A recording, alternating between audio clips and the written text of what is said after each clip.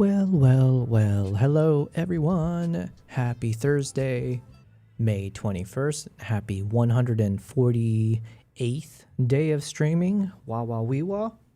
Happy to my cats. Are they here? We got an empty bed over there, and we got one in her nest. Alrighty, look at her.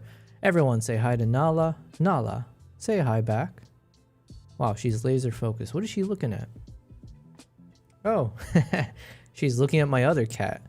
My other cat is just down there. They were just fighting earlier, so I think maybe there's a little bit of animosity still built up in that gaze. Nala, be a good girl. Be a good girl, Nala. Yeah. Good girl. Good boy. Good boy. There you go. Anyways, hello everyone. Welcome to another day of streaming. When did I come back? I came back to Dubai sometime in the beginning of May, and that's after 2 months of travels. So I know I've mentioned it a bunch already, but we went through a few different countries. Stayed in Munich for the most part, and then hopped around between projects. So I was in Uganda a couple times, and then Tanzania as well for a workshop. So since I've come back, though, I have been committed to streaming regularly. So I'm glad to be back, guys. What else to say? Well, we're going to catch up on a lot of photos and videos. What is happening, L thing? L says, did you see what happened in your Discord server? Yes, thank you. I appreciate it. And you know what? I sent a message in the Discord as well, just as a quick little like, okay. I still don't really know how to use Discord properly. So that's nobody's fault but my own. It is what it is.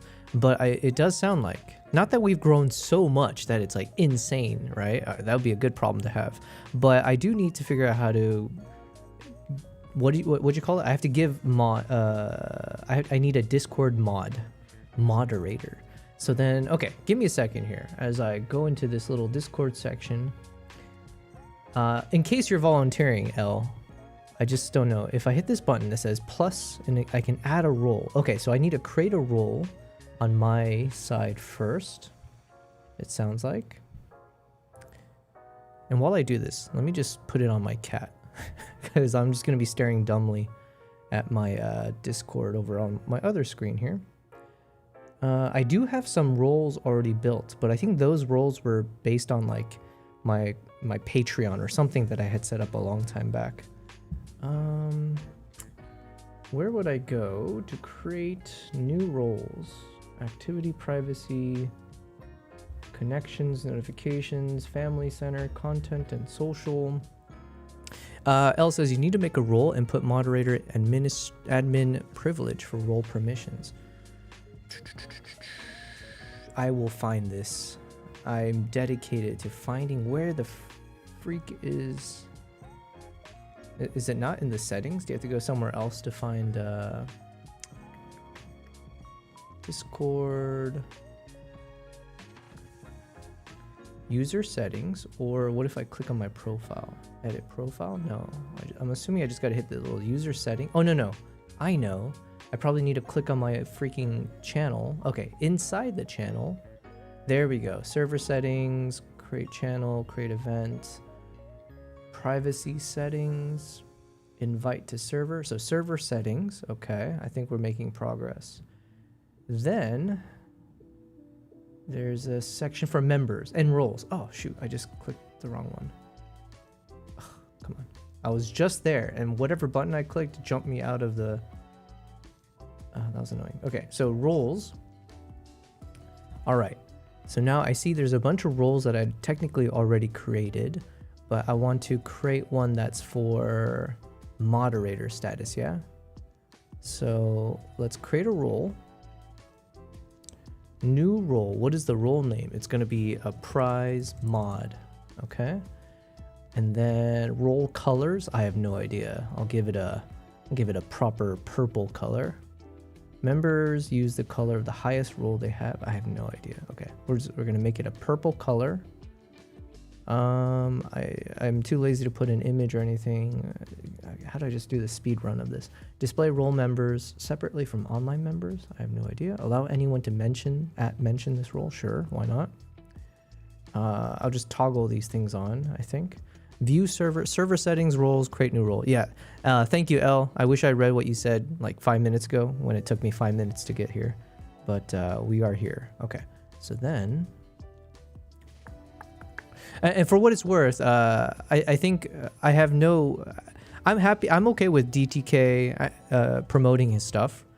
He did ask me for... He didn't ask necessarily permission. He did ask if I was interested in joining that in the past. And I think, you know, I encourage... I think he's doing good things. It sounds like he's, you know, elevating himself as a content creator. So I don't necessarily mind him specifically. But you did call out something pretty... Because this wasn't the first time where I think maybe I need to at least look through my rules again or have a mod who can manage. There was that one person who kept spamming things that he shouldn't have, and I'm just like, okay, anyways, view server as role. This will let you test what actions this role can take. Blah, blah, blah. Okay. Permissions.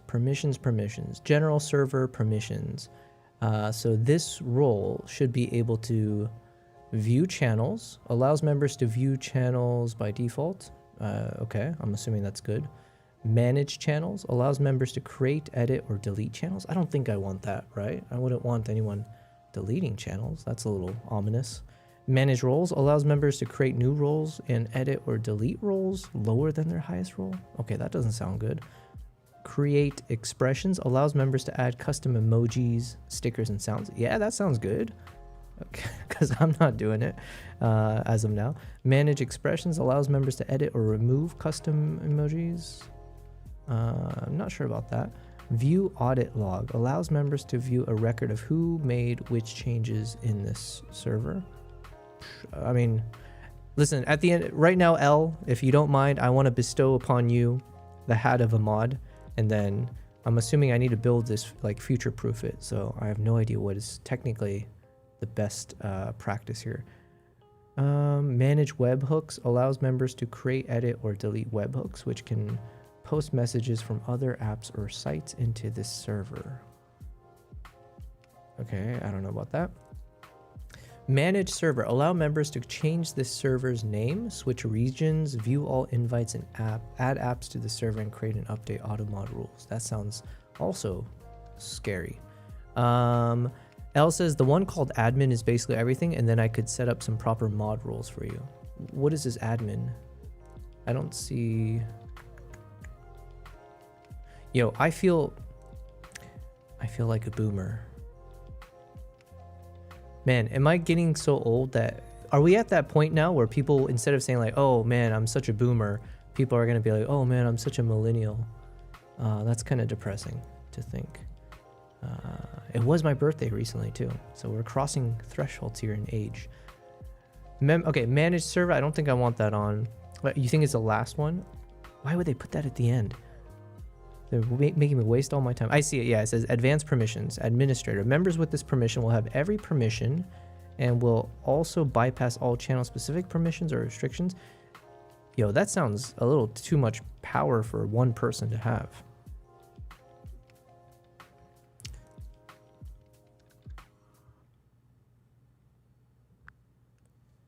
Amber, can you hear me? Okay, our ChatGPT. I hear you loud and clear. Okay. We're still on this trail together. What's on your mind now? I want to provide someone with the like a moderator role on my Discord channel as part of my live stream community. But I'm getting a bit confused with what roles or permissions I should be toggling on for like a default mod. Can you just simplify it for me? What permissions do I need to toggle on? Alright, let's make this simple before you start a stampede of confusion. For a mod, you want them to keep order without wrecking the place. So manage messages so they can delete nonsense. Timeout members because some folks need a corner. Kick members if they're a real problem. And view audit logs so they know who's done what. Just don't give them the keys to the whole ranch. No admin, no dangerous manage roles, and you'll keep your town intact. Can you tell me those things in writing, the specific ones to toggle on? Fine, I'll spell it out like it's the law of the land. Toggle on manage messages, timeout members, kick members, and view audit log. Leave the scary stuff like admin or manage roles alone. That's how you keep your little Discord town in line without it burning down.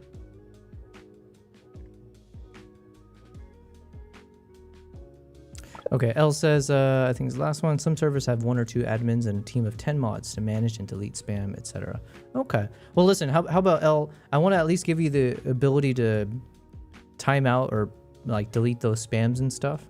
And then over time, if it's like, okay, I can just give you the keys to the mansion or whatever my AI said. Toggle on manage messages. Oh, I see it. Allows members to delete or remove embeds from messages by other members. Timeout members. That's probably a good one, yeah. Timeout members, yes. Kick members. Ooh, you got to be careful with that power, but I bestow upon you the power to kick, approve, and reject members. Damn, that's a... I can see how this can get to your head. View audit log. Oh, that was the one we saw earlier. View audit log. Okay.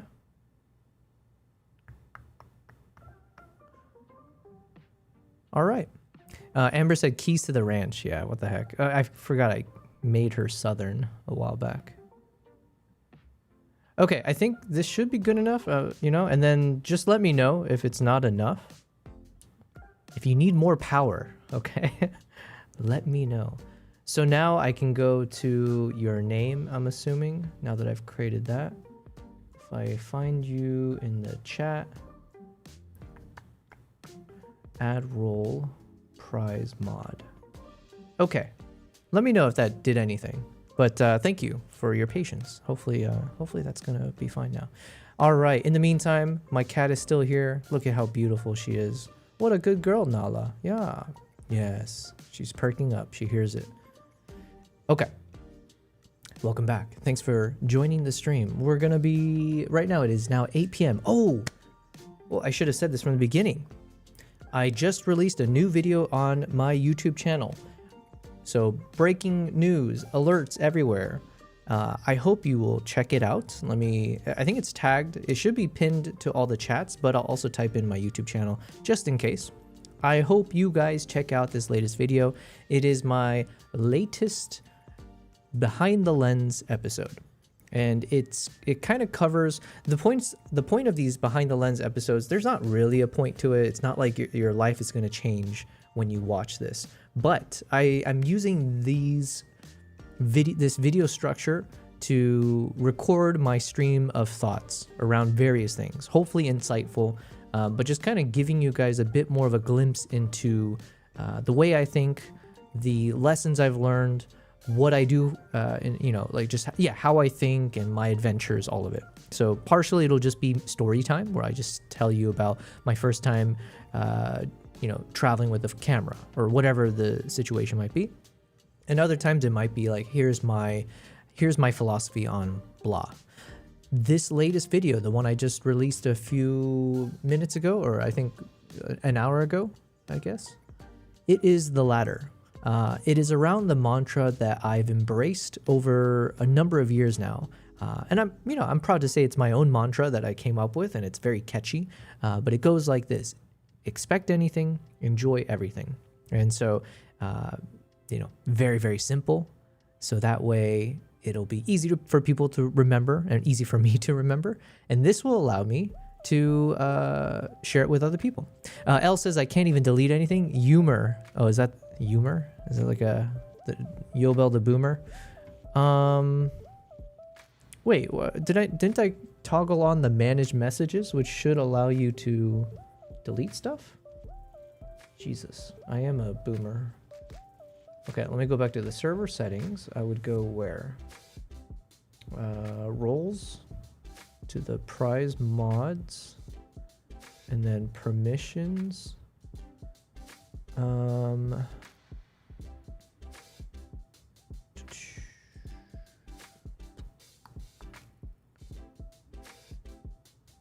Allow members to delete or remove embeds from messages. Okay, so we can delete embeds, whatever that, as in like if someone links a YouTube video or something like that.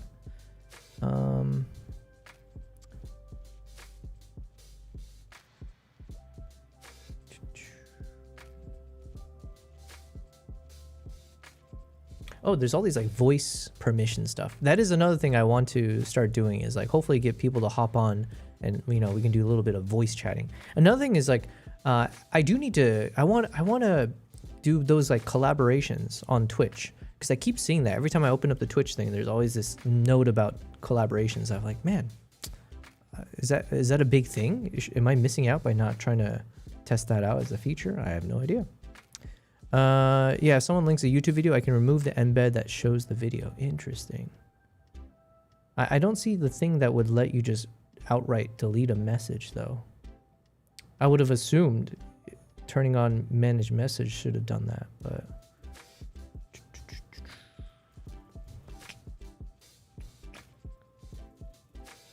use external emojis. I'll turn that on for you as well. And add reactions. Man, these are all some random things.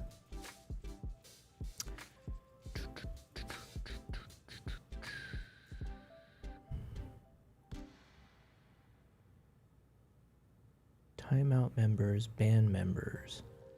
Create invite, manage server.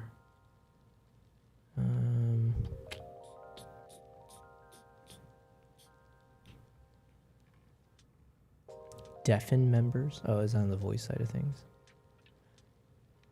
Okay, listen, I think, yeah, maybe some of these things I'll take care of later. I hope it's, hopefully some of it's resolved for now, but I appreciate, regardless, I appreciate you stepping in here to help me out. You said manage messages. Yeah, that's the one I turned on. I toggled manage messages on, but maybe it restricts it to like deleting embeds from a message as opposed to like actually deleting messages. I have no idea. Anyways, oh, what was I saying? Yes, the video is now out on my YouTube channel. So like I said, it's about my mantra that basically it came to existence through my pursuit of wildlife photography. So it was one of those like born out of necessity. Because if any of you guys do wildlife photography, and it's not just restricted to wildlife, it's just like any of these endeavors where things are unpredictable, things don't go your way, and that's just like a given. This is a video for you. So for me as a wildlife photographer, it's almost a guarantee that everything, something will go wrong. You just don't know what, you don't know when, but it will. And when it happens to you, especially when you're on a travel, when you've spent a lot of money to go out there and get that epic photo of the leopard or the cheetah or the lion, and when that leopard, cheetah, lion never shows up, or something comes and gets in the way of your shot, whether you make a mistake or someone else gets in the way, blocks your shot, whatever it is, things like that happen. And it just, you know, it used to bother me so much. Like the heat of the moment, you're almost like enraged. You know, you have so much fury that comes out of nowhere. When, like, imagine you're about to take this shot and then another Jeep shows up and just like scares off the animal, or literally blocks the view right as the lion is walking straight towards you, right? Stuff like this. And it has happened several times.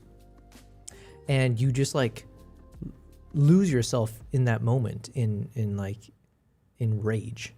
And then sometimes you're angry at yourself because, you know, the epic moments occurred and you make the mistake. Like, you know, God forbid you forget to take your lens cap off, right? Which has happened several times for me throughout my photography career.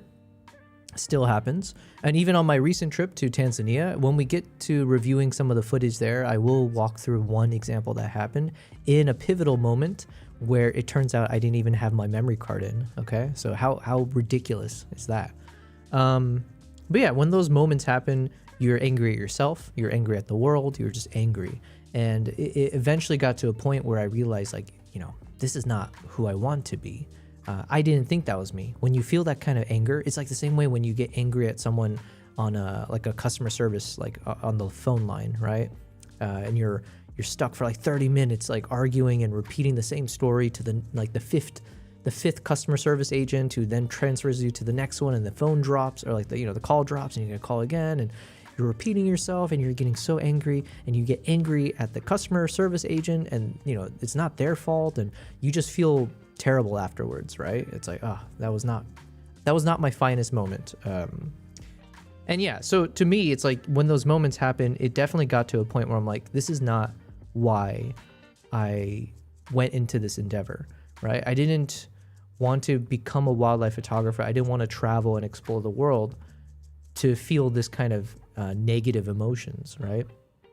How am I supposed to share so much of the positivity in the world if instead I'm just like harboring onto all this negativity? So yeah, that's where this mantra came from. Expect anything, enjoy everything. And it's literally something that I think to myself in those moments that inevitably happen. So the next time I miss a shot, like I look at my camera and I realize I messed up. I got the ISO wrong, or the shutter speed was too slow, or whatever the situation is. I'll let that moment of like frustration, just like flows through for a moment. But then usually as quickly as possible, I just kind of remind myself to enjoy everything, right? It's like, look, anything can happen. That's why I love wildlife photography. And everything can also be a nice moment, whether it's in the moment or a future moment, whether you learn from it or it makes the time when you actually get the shot feel that much more rewarding because you had to earn it. You had to work hard to get that amazing shot of the lion or whatever it is, right? So anyways, long diatribe. Point being, the video is now on my YouTube channel. I think it's about 6 minutes long. So if you've got 6 minutes, definitely check it out.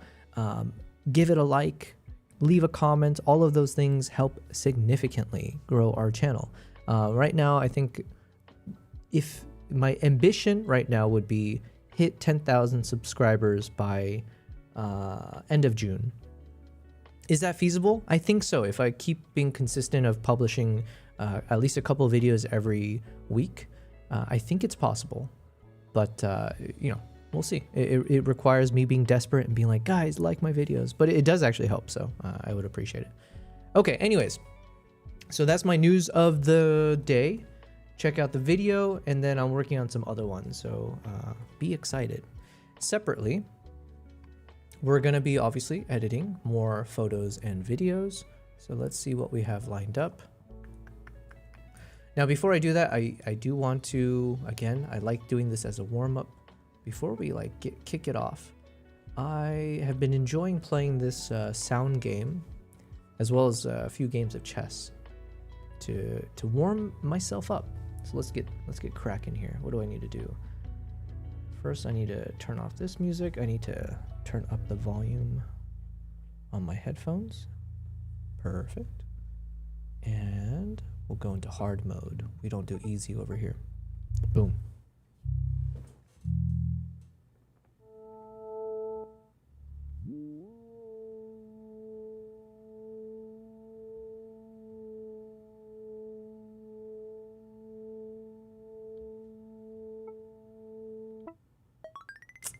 Oof, okay, I accept.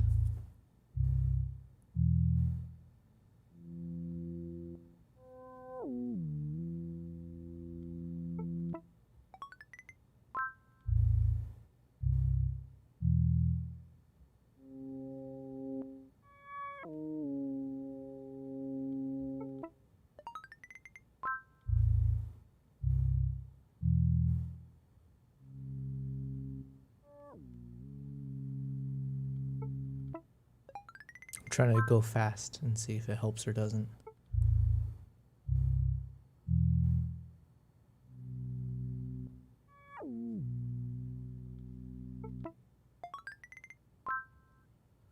Okay, what was that? How am I doing? That's not bad. 5,500 out of 800,000. Okay. Let's try again.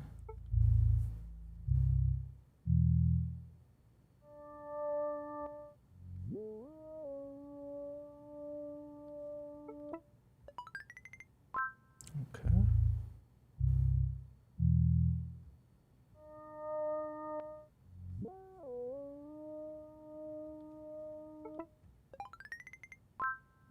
Not so good.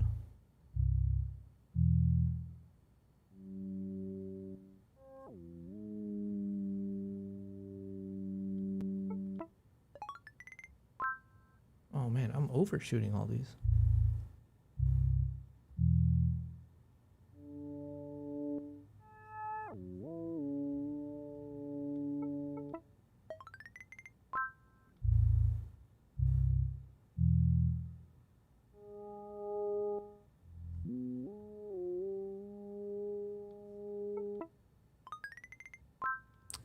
Okay, so that wasn't too good.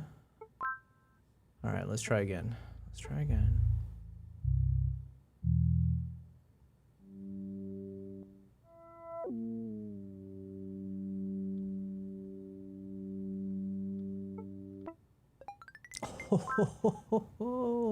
Man, I've never gotten it perfect, but I mean, to be off by 0.01. Okay, okay.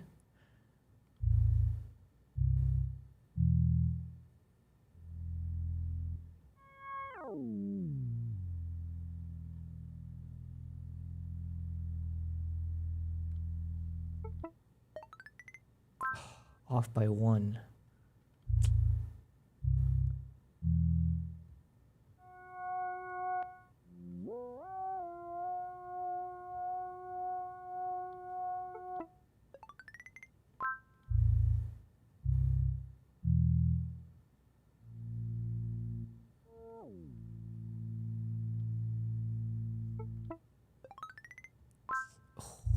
I messed it up on that one.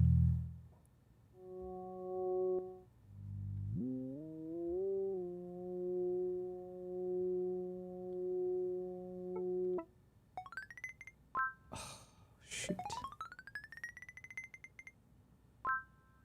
Dang it.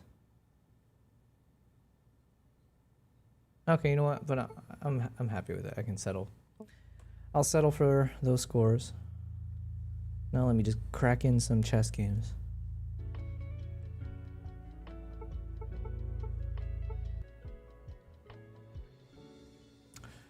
Okay, let me get 2 out of 3 wins. Let's get those dubs and then start to edit some of my travels.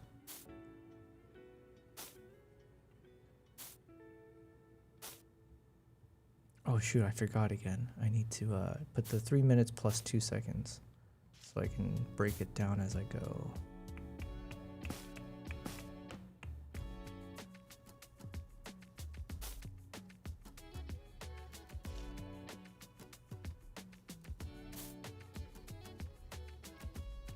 Huh, what is this guy doing?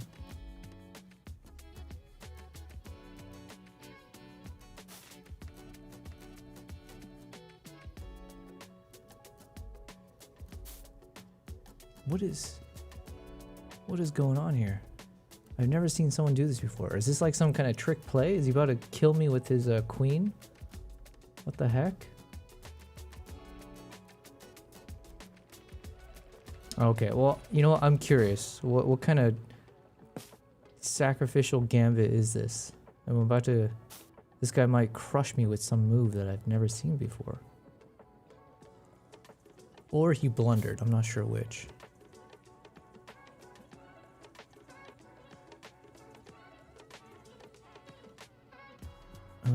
But it is a bit nerve-wracking. I'm not sure what to do here. Okay, I guess I'm just gonna have to threaten that knight. Because this way I'm targeting the knight to the pawn, bishop to the pawn. And if he doesn't do anything, I'll get a free knight. So he has to take it, I think. Because now he can't... Okay, interesting. What is this guy doing?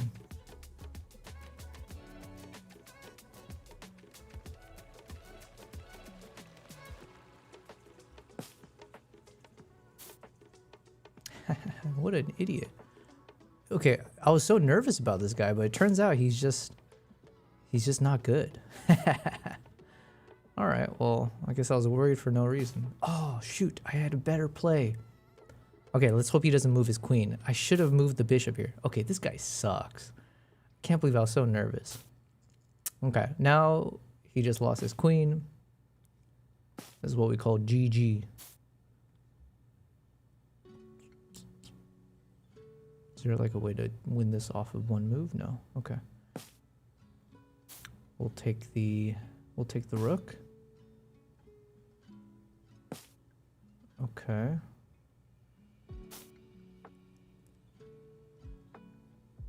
I'm going to try to get rid of his bishop.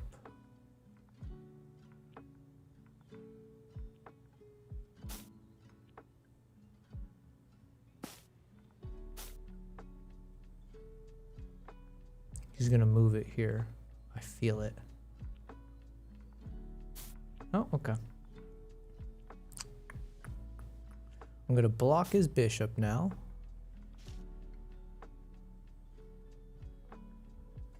I love these moments because now I'm just here to make him as depressed as possible with what's going on. Like he has no hope. We're gonna strip the hope away from this guy. One move at a time.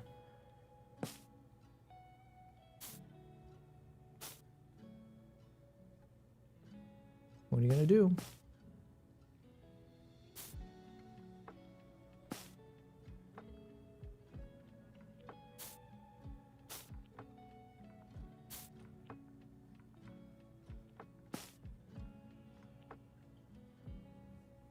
But I could still lose on time, so let's not be too cocky with it.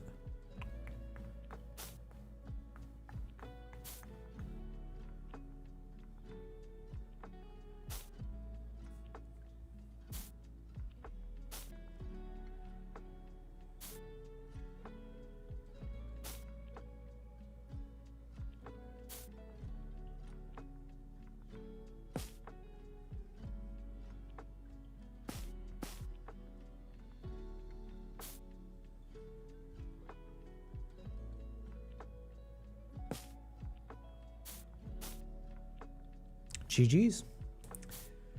Oh, it's not over yet. Okay, fine.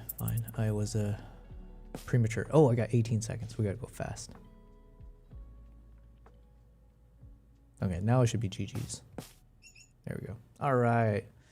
Okay, before we start the new one, let's do 3 minutes plus 2 seconds. There we go. That way I can take a little bit more of my time here. All right, if I win this one, then we're done. I can do some wildlife edits. I'm not sure if I want to do photo or video edits today.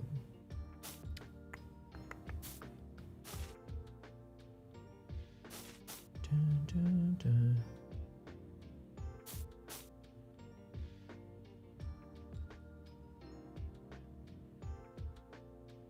Ooh, playing someone from Canadian land.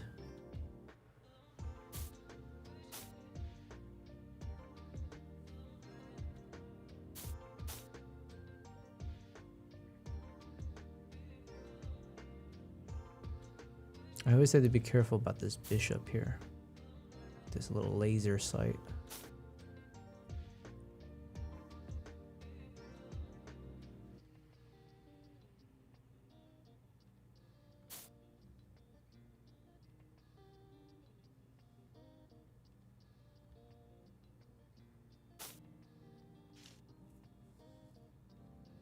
I like trying to build out this big triangle.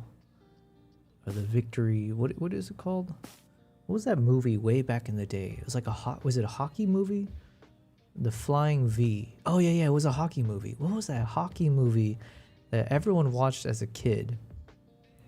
Or not obviously, but when I was a kid, it was like a Hollywood movie about some hockey team, and then they win the final match by doing this epic flying V formation that they had learned or trained one time or something. I forget what it was.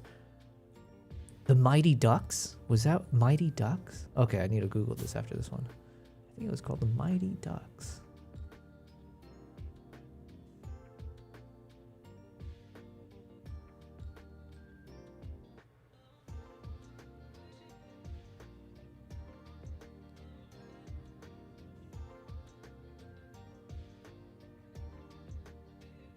Which one do I want to kick out? I think I want to kick out this knight. Because if I move this up here, he has no choice to back up this way. I guess then he'll move it up. Okay, no. Okay, we'll do this.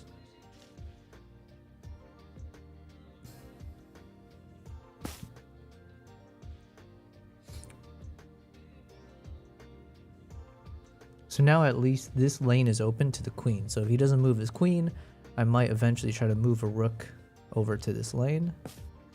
Okay, fine. Whatever. You don't scare me. I might move this knight here to threaten the queen.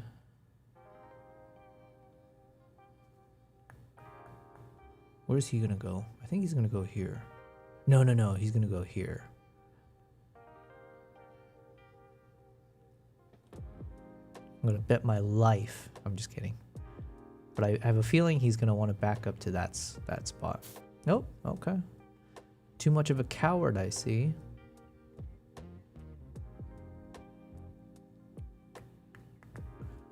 All right, time for me to apply some pressure to his queen. And then let's apply more pressure. The bishop.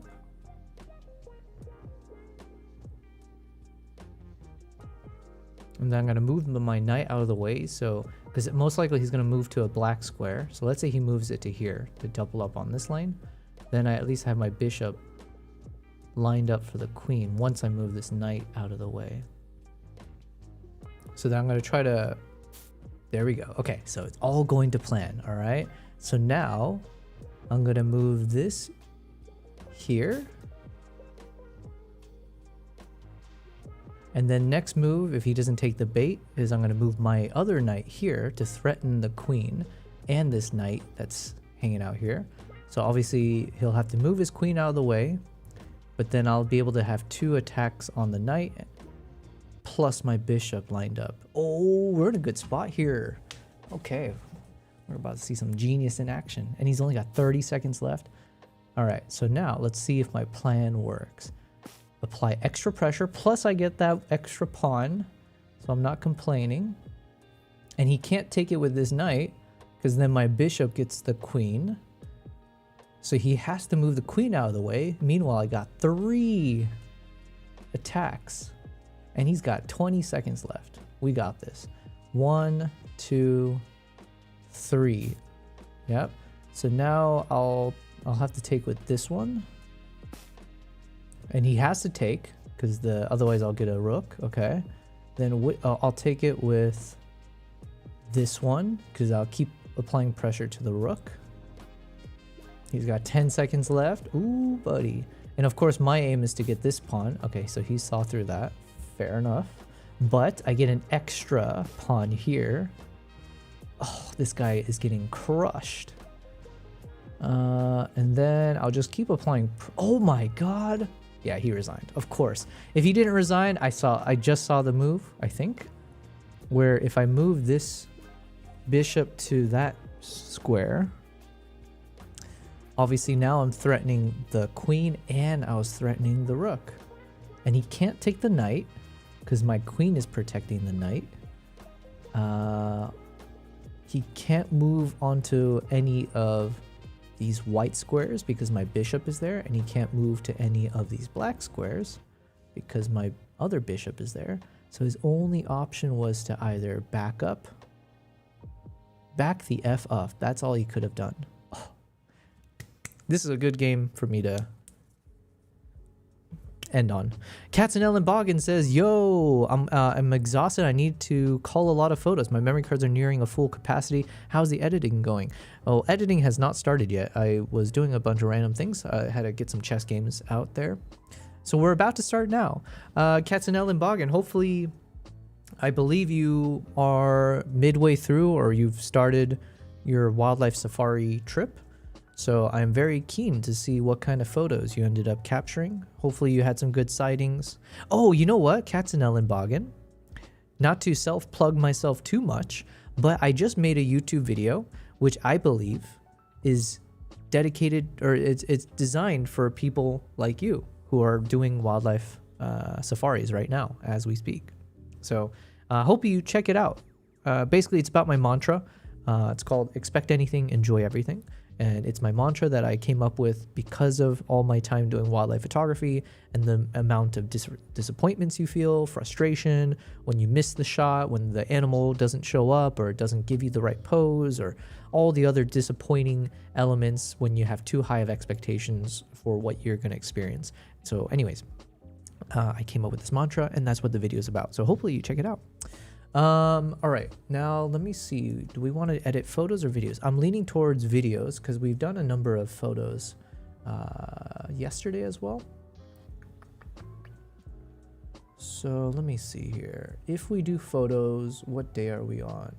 We would be on this day, and we would do a few more chimp shots. There are some good chimp photos to edit though. That is true. However,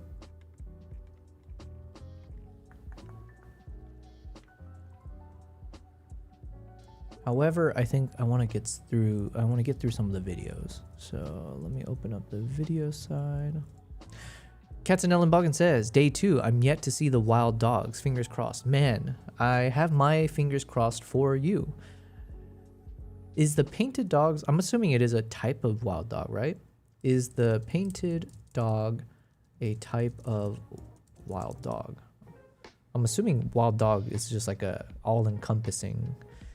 Painted dog is simply another common name for the African wild dog. Gotcha. Okay, I didn't know that. You know what? This was going to be the thumbnail for my latest video. I ended up not using it, but I can show you. Let me see if I can find. Oh, no, I would have. Oh, yeah, it's just easier this way. Where would I have it? Dun, dun, dun, dun. Dun, dun, dun. Here it is. So just for you, Katzenellen Boggin, this was one of the coolest moments that I was able to capture when I was in Zimbabwe.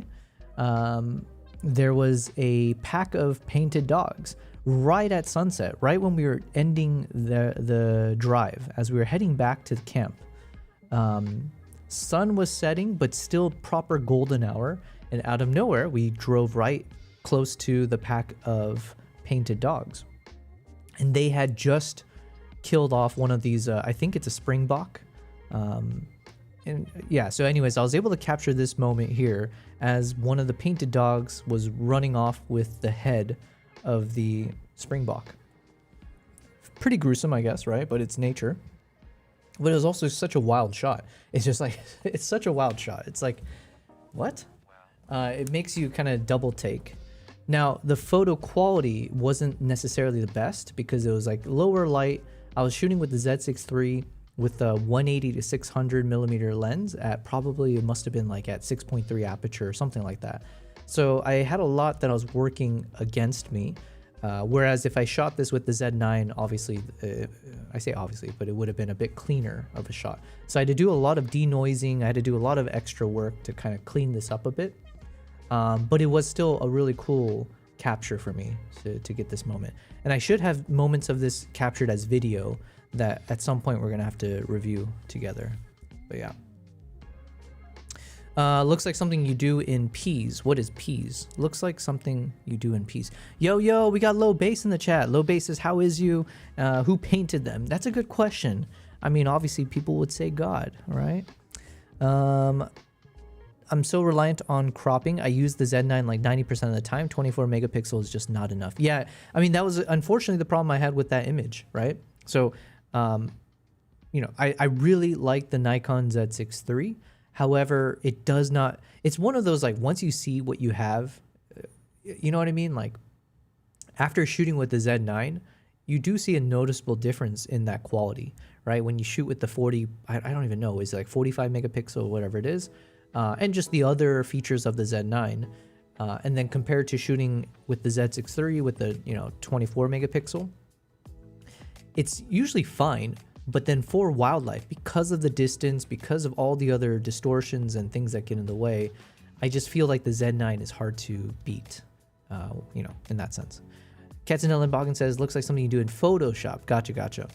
No, I did it all in Lightroom, but it was just a lot of denoising and just seeing what I could do, honestly. And if you look closely at the picture, you'll see the painted dog's eyes are basically just like blurry pixels. It just looks all... Yeah, there's no detail in them. Low Bass, hopefully you are having a good day. Happy Thursday.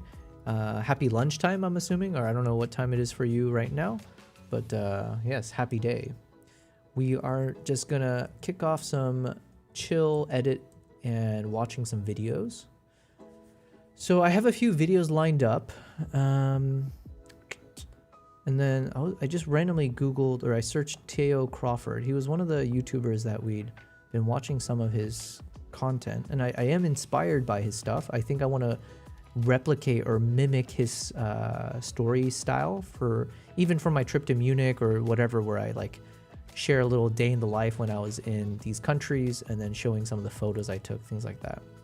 So I think this could be good to just kind of see examples of how he's doing it. Otherwise, we got a video about the new Insta360 Luna mini gimbal camera. And I haven't seen any videos about the Osmo Pocket 4. So this might be good just to have a good sense. Because I've been traveling. I was away when this Pocket 4 launched. Okay, let's check out this video first.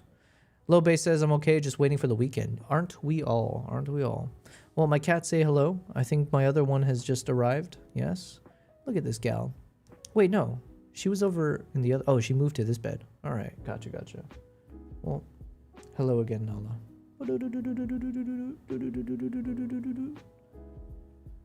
She's not annoyed. You're not annoyed. You're just playing it up for the cameras. I'm sure you really love me. And then where's the other cat? Empty. Where's Kimbap? All right, so we're missing Kimbap for today, but we got Nala.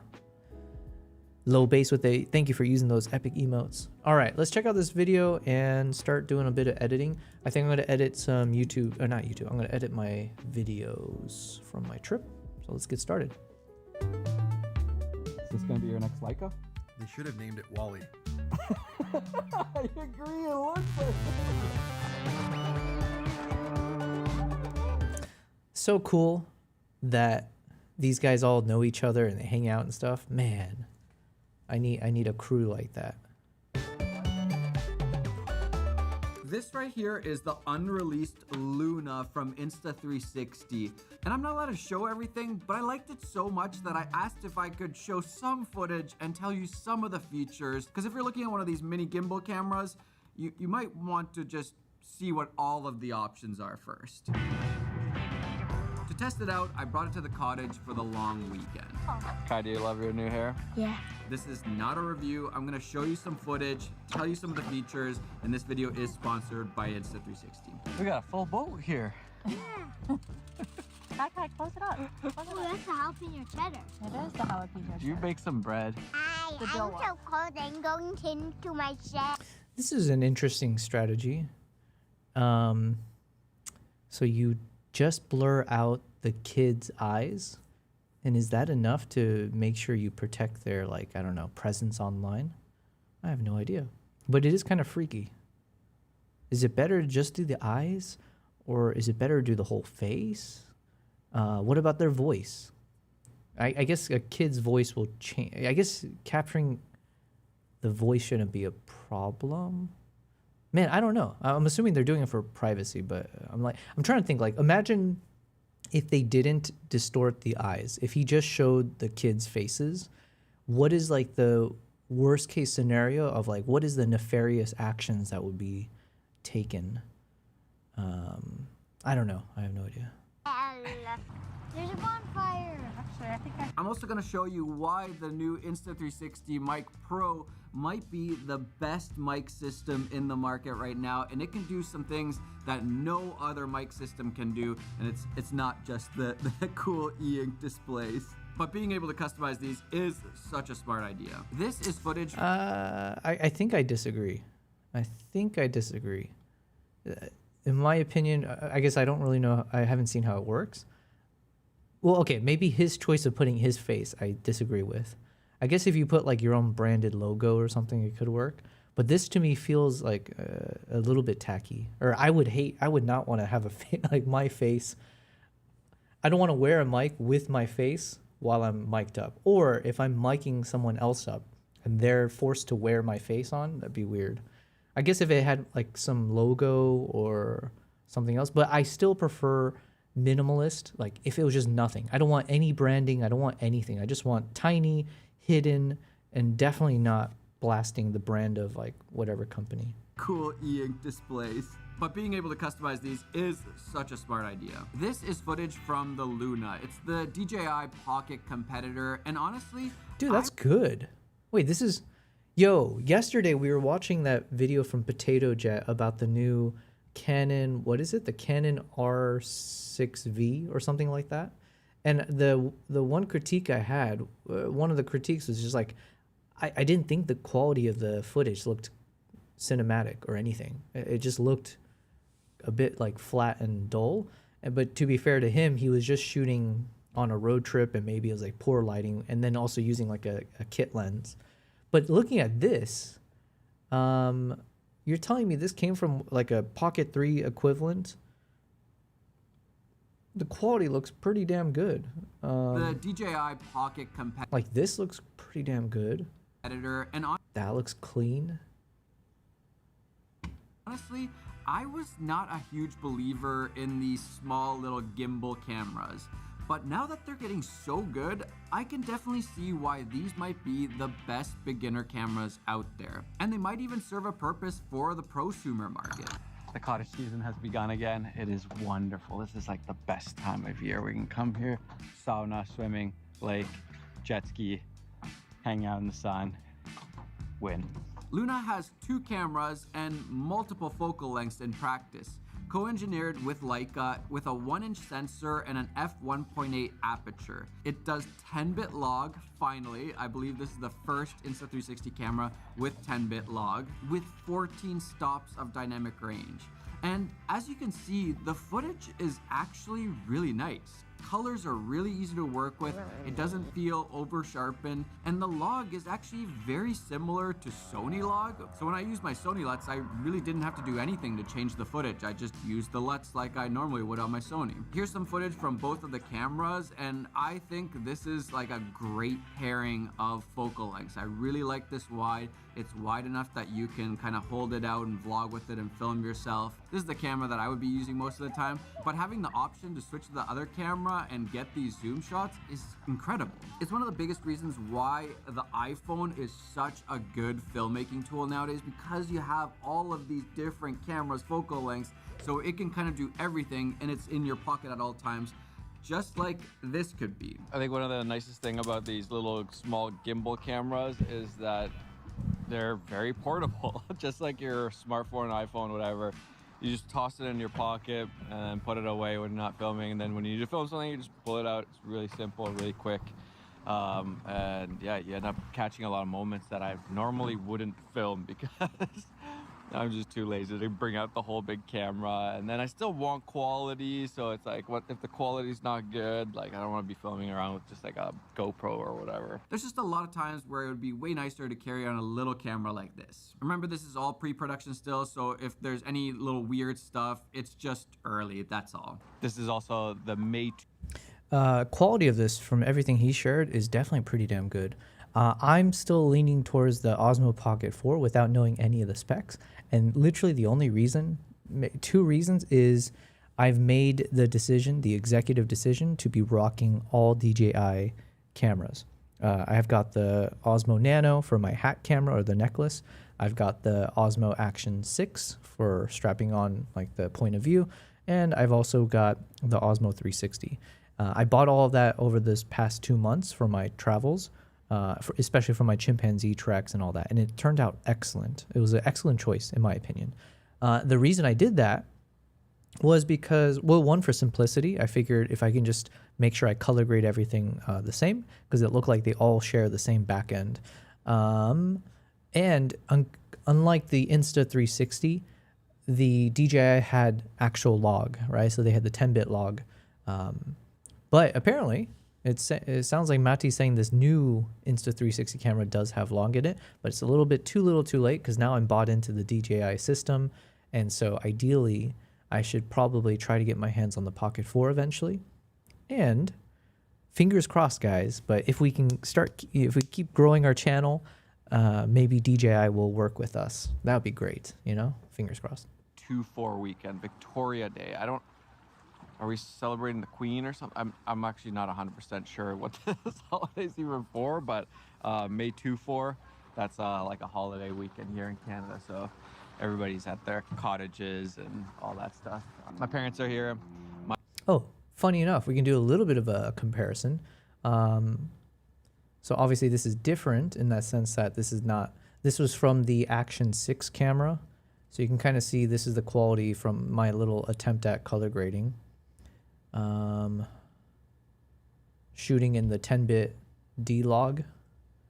And then this is Mati's from this upcoming Insta360 camera. My older brother and his family are coming soon, and then it would be nice if my younger brother and his family from Finland would be able to be here, but not this time. They'll be here in Canada, I think, later in the summer, so that will be nice.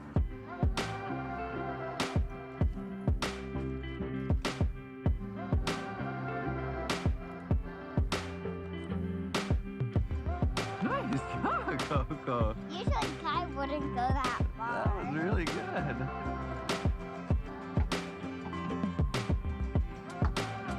Good one, Coco. You're a really good fisher girl.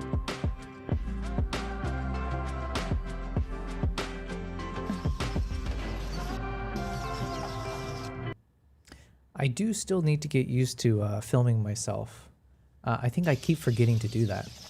Just like flip the camera around. I mean, I guess with the 360, I have some, but like I need more intentional shots.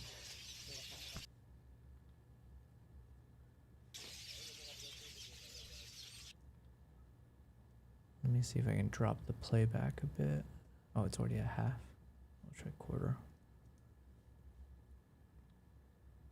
One thing that's annoying that maybe it's because of the beta version, or I forget if this was happening before. It could just be this project timeline is so heavy, so the audio keeps cutting in and out when I'm playing, even if the visual is playing.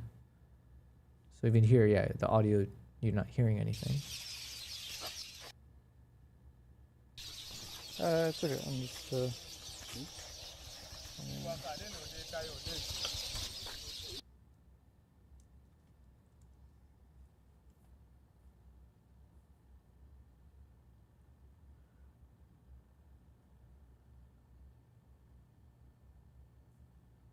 All right, so that's my gimbal head with the monopod.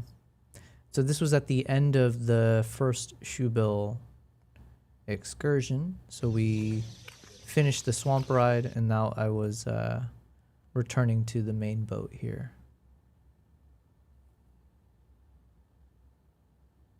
What was his name? Joshua, Jeff. Jeffrey? Jeff? Josh? Joseph.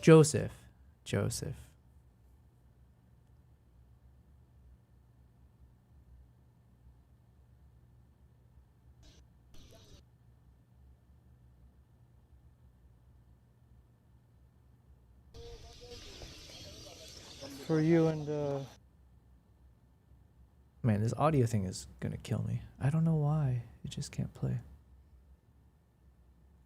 maybe tomorrow I'll be back. Thank you. Okay, yeah, it's gonna bother me.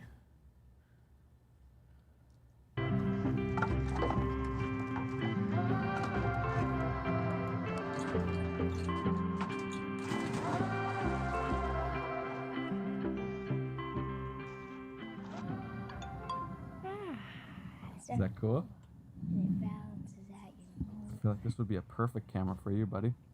Yeah, I want it. It's so cute. See, if you press this button here, it'll go to you. Doesn't it look like Wall-E or something? Yeah, I know. It's so cute. You can flip it around and you can track it on me. Now let's check. I really want this Now camera. if I go over here, is it tracking me still? Yep. All right, hit the record button. Red button on the bottom. All right, is it tracking me? Yep. Getting my every move? Yes. The You're like a quality is pro. pretty damn How good are you though. tracking me so good, Kai? Yeah, now I can film a Mikey Goldberg machine. Or whatever A it's Ruby. Ruby. Yeah. So now I can keep up with it perfectly. Along with being super easy and portable, it is so nice having these Insta360 Mic Pros that connect directly to the Luna or the Ace Pro 2 or the X5. It connects directly. See, but that's because he's bought into Insta. You know what? I was actually bought into Insta for a while there. Yeah, because like the first point of view camera I got was the Instago 2, and that was amazing. Like, man, it's, the lightweight, small profile, snap it onto your hat, you start filming. I have the Insta 360, Insta X4, I think, or the X3. I thought I had the X4 as well, but I can't find it anywhere. But the big problem is literally just the fact that there was no log profile. I couldn't shoot in 10-bit log, whereas the DJI, all of their kit comes with the 10-bit D-log. So that just kind of threw me off when I was like, what do I invest in? Especially as I'm doing this more like filmmaking style. So yeah, unfortunately, now it's like I'm bought in, right? I got my Nano, the 360, Action 6, and I have the Osmo Pocket 3. And the Osmo Pocket 3 by far was like my favorite camera when I was traveling. Like if I had to travel with one action camera, it would have been that. And now I just need to see if I can get my hands on the Osmo Pocket 4. To all of these cameras, but you can also connect it to any prosumer camera like my Sony with the transceiver. And this mic system is very different from anything I've tested before. First off, the e-ink display, you can customize what is on the front of these microphones. Okay, Kai, I have something cool for you. Check it out. Oh, okay, wait. He says e-ink, so I'm assuming that means you can just keep it updating it, yeah? Okay, that's pretty cool. They're microphones. Yeah, so that's your microphone, and that's my microphone. That's why I put our pictures on, so we know whose is whose. How do I turn it on? You want to test them? And at first you're like, oh, that's a gimmick, but it's actually not. You can do a lot of interesting things, like you could put your logo on here. You can do some fun stuff like having one for me and Kai, but also functionally, you don't have this like brand logo on your chest. And you can even try to hide these better. So let's say you're wearing like a black shirt, you could just make it black. Let's say you're wearing this blue-green color shirt, you can make the front match the shirt better. And also, I don't know. I still think right now the one that's like hands down my favorite is the Hollyland. Hold on, let me grab it real quick. Where is it? Where's my cat? We'll put on my cat as I search for my Hollyland.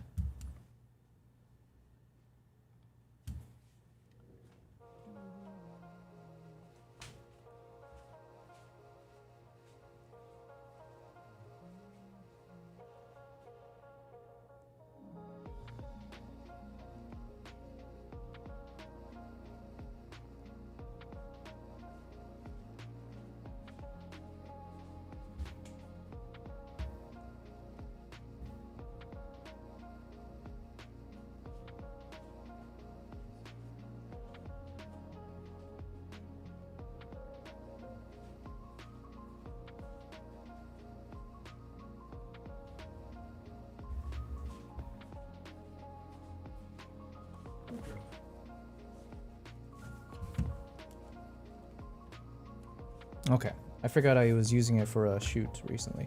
These guys are amazing. Hold on, let's switch back. The Hollyland Lark. I need some light on this guy. There we go. Hollyland Lark Max 2. So tiny in terms of like profile. So you got mic 1, mic 2, and look at these guys. It's insane how thin the profile is. Here, let me cover my face again. It's just this. Tiny. And when you compare it to the DJI Mic 2, which is probably, I feel almost like almost twice the size of this. Thickness-wise, it's crazy thick compared to this. And then the Rode, don't even get me started with those Rode Wireless Pros. That thing is insanely large. And even from what I can see from what Matty's holding, it does look slightly large.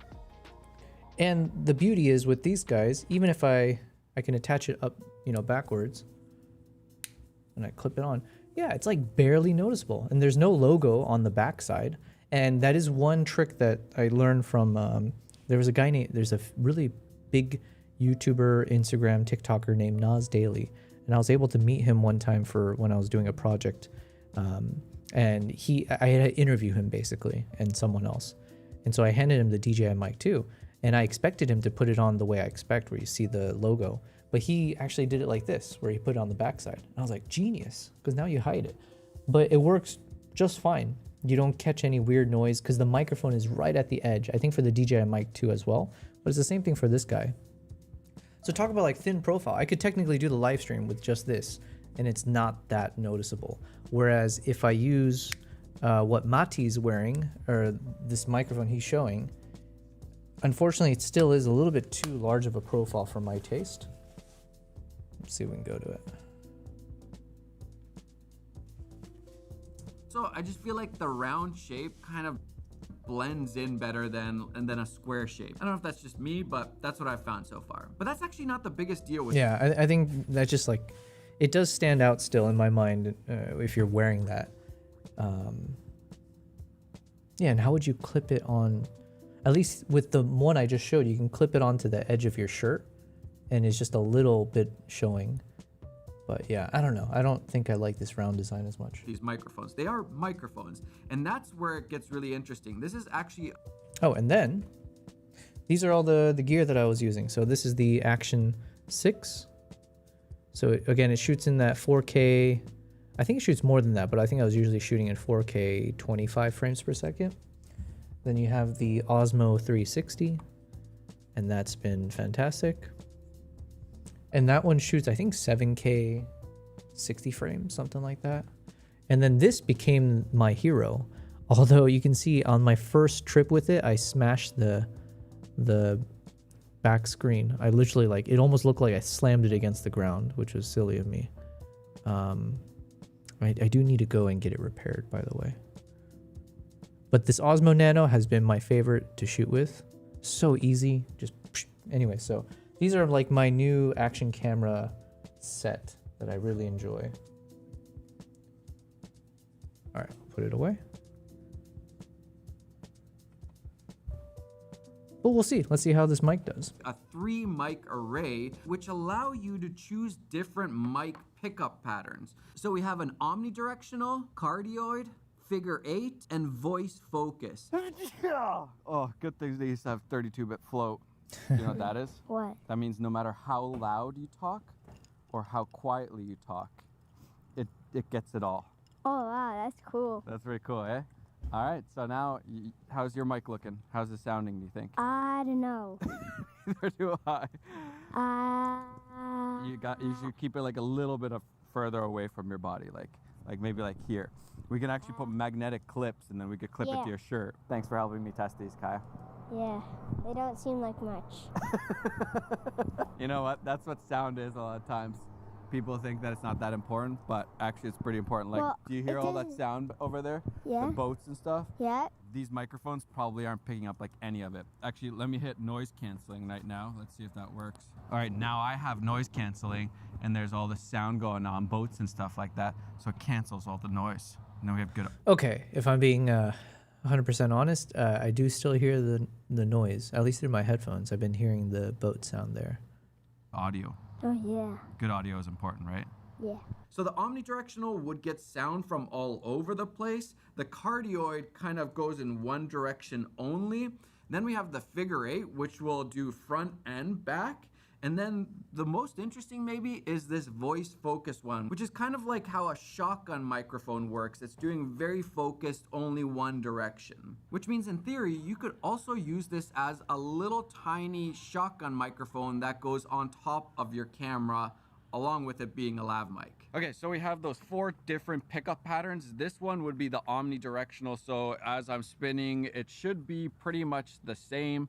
I have the microphone mounted on top of my camera right now. Here's what it sounds like in the omnidirectional pickup pattern. Now this is the cardioid pickup pattern. So this is a little bit more directional, only front facing. This is probably what you want to use a lot of times if it was like on you. So if I turn the camera now, you should hear the sound kind of be going away more so. It should only really be picking up from the front here. That's how the cardioid pickup pattern works. Now this is the figure 8 pickup pattern. So this picks up front and back. So if the microphone is pointing at me, it should be picking up. And then on the sides here, it should be a lot quieter. But then when I go to the back of the camera again, it should pick up more normally. And again to the side and then to the front. So it's just picking up the back and the front. And I could see this being really handy if you're kind of doing this sort of thing, you're vlogging, just like this. If I was filming Kai and me hanging out. What are you doing right now? Waiting for my cousins to come. Yeah, you missed them. So now if I, flipping the camera around back and forth, even if Kai says something now. Okay. So this is kind of interesting for vlogging like this. But then we have the voice focus, and this is like a super just directional, one direction. And they are saying that you can put this on your camera just like this and kind of use it like a little shotgun microphone, and it should be picking up my voice quite well. And then as I'm going to the sides, it should be, not much at all. But then it should be really focused on my voice. And this is kind of an interesting use case, something that I haven't seen any of the other microphones out there be able to do, and that is because of that 3 mic array that Insta360 put into this mic. But yeah, if this is actually usable, I would love this. This is a way smaller shotgun microphone. Did you know we can hook this up to this? Oh, wow. So then you could so cool. mosquito. All right, so now we're connected. You have your mic connected to this camera. You can not show the front part yet. You're connected to that. You're recording here. So you're getting audio from that. Connected. You have your mic connected to this camera. You can not show the front part yet. Oh, that's crazy. So he's not allowed. I guess I didn't realize that. Yeah, he didn't really show the touchscreen interface. So he's not allowed to show it. That's interesting. You're connected to that. You're recording here. So you're getting audio from that microphone there. So you could even leave it on, and I'm gonna do the tracking thing for you. All right. And now you can talk, and you could do a fishing show. Yeah, this is definitely gonna be one of my favorite cameras. Yeah. Should I use this instead of a GoPro, or should I use a GoPro instead of this? That was not set up, but this is much better than a GoPro, son. Okay, then I'll Better. So Oh, example, that's here his son. I mean, I don't know why I said that so shockingly. Man. Well, I don't know. How old is he? Mati Hapoya age. 39. Okay, so he's older than me. But it does make me feel like maybe I'm supposed to have a kid soon. What the heck? Am I behind? I'm on the Ace Pro 2 right now, and I am getting the microphone audio from the Mic Pro, but also the camera audio, so I can switch back and forth between the two, or just have it as a safety, which is really nice. And one of the things I like also is that you can adjust a lot of the settings inside of the Ace Pro 2 and not have to go into an app or something else. I can just do it straight inside the camera. Coco, where are you? What are you doing?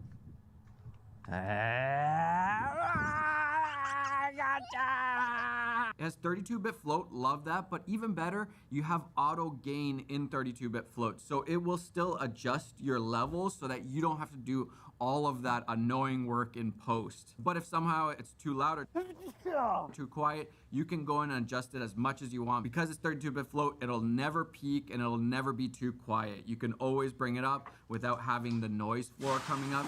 And if it was too loud, you can just bring it down. So I was kind of I'm pleasantly surprised by the quality of the shot here. I was a bit nervous when I was filming two things. Oh, I guess this specific shot, I think I was testing out with the snow mist. So I think this is actually with that mist filter attached to the front of the lens. But the reasons I was nervous was because I was shooting with the 70 to 200 2.8. I think at this time the sun was getting a bit bright. So my concern was maybe a bit of heat distortion. And then also once I started shooting the shoe bill off in the distance with the 7200 with my ZR, which is a 24 megapixel, my assumption was maybe it won't be like the cleanest shot. Looking at the shot right now, yes, it is a bit like, there's a bit of softness to it, which is not the worst, but let's see. Also, maybe I need to test it in full.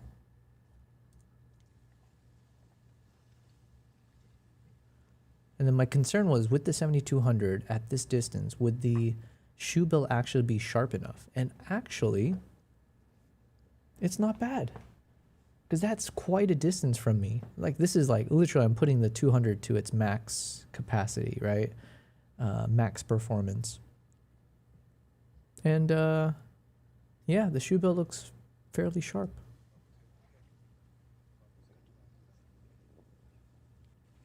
So I am happy with the results here. still have all of that data there. It's kind of like raw audio. That's how I would think about it. Sound is the absolute best. This probably isn't good for this camera though. And if it ain't hot, it ain't good. See, I missed the focus there though.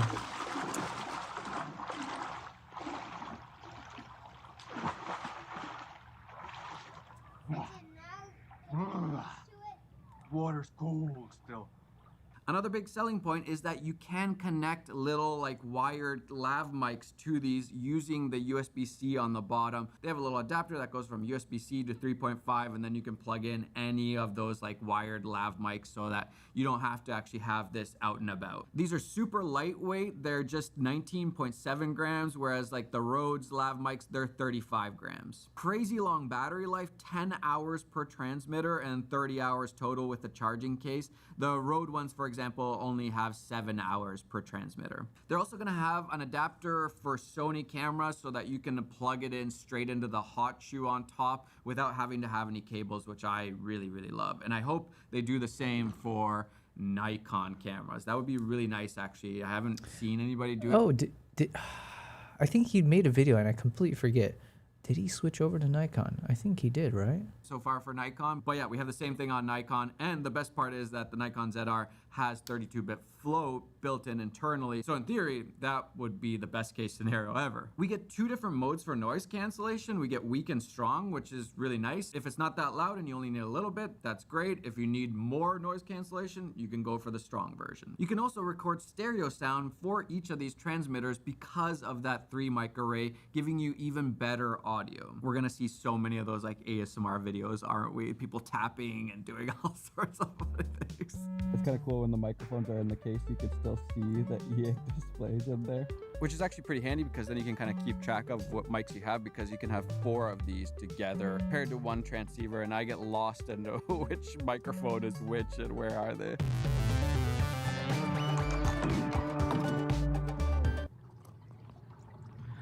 Silent. Even our boat motors nowadays are electric. I love it. Everything's electric, including the surfboard.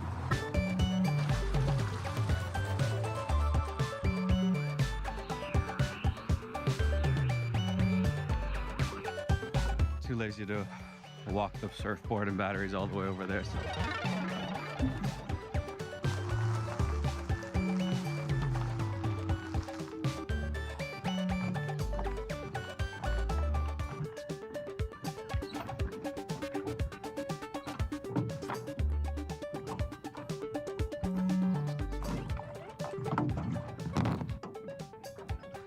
Kids want a Monopoly.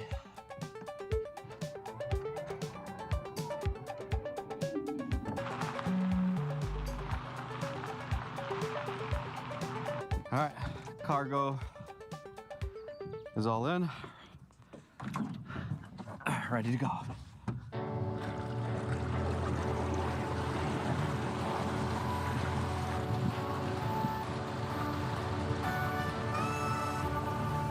Dad, What's up? can I be in the video? Okay. What are you giving me chances of going in the water right away? You only have one try. All right. Ready? Haven't used just a camera person for a while.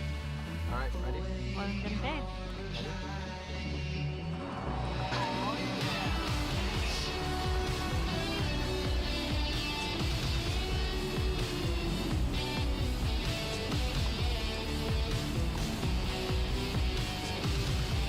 Yo, this looks pretty good. I think the colors are popping on this one.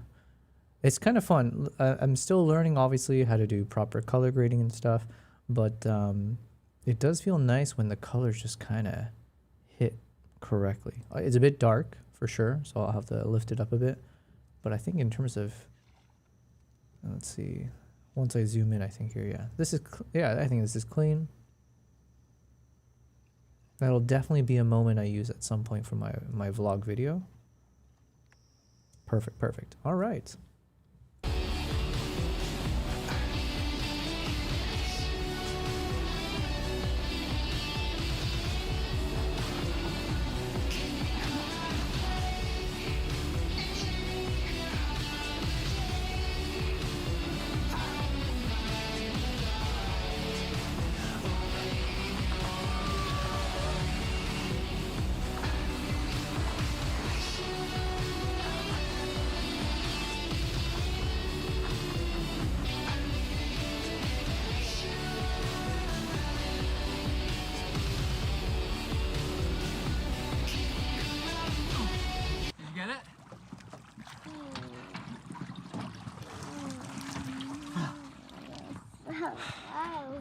Test done.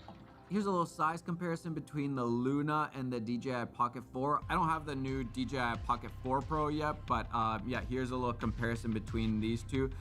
Wait, what was that? The Pocket 4?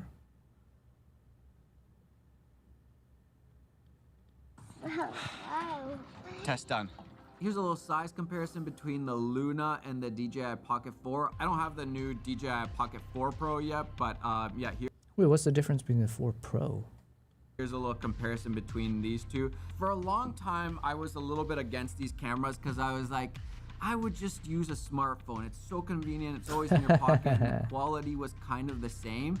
But now with that 10-bit log and all of these other features and connecting it to microphones directly, this system really starts to be useful. It solves that problem of when you don't want to be carrying around a big camera, but you still want quality.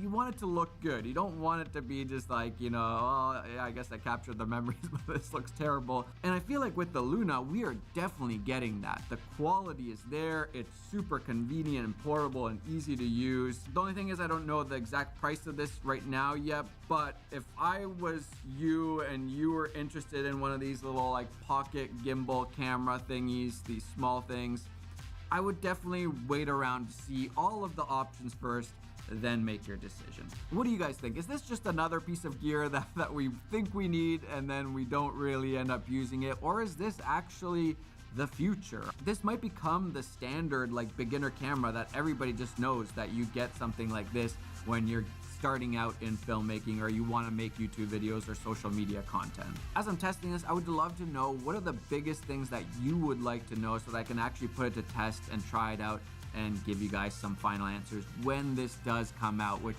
I don't know exactly when it's coming out, but I think it's fairly soon. It really is important to figure out, is this something that actually solves a problem or is it just a piece of gear that you would like to have? If it's a like to have, you probably don't need it. But hey, if it solves a problem, you're gonna have a lot easier time explaining it to your husband or wife or to your bank account. All right, I'll see you guys later. Bye. Well, that's a cool video. I personally am not sold on this one just yet, but I mean, he wasn't necessarily like overselling it. He did say, you know, just keep an eye out.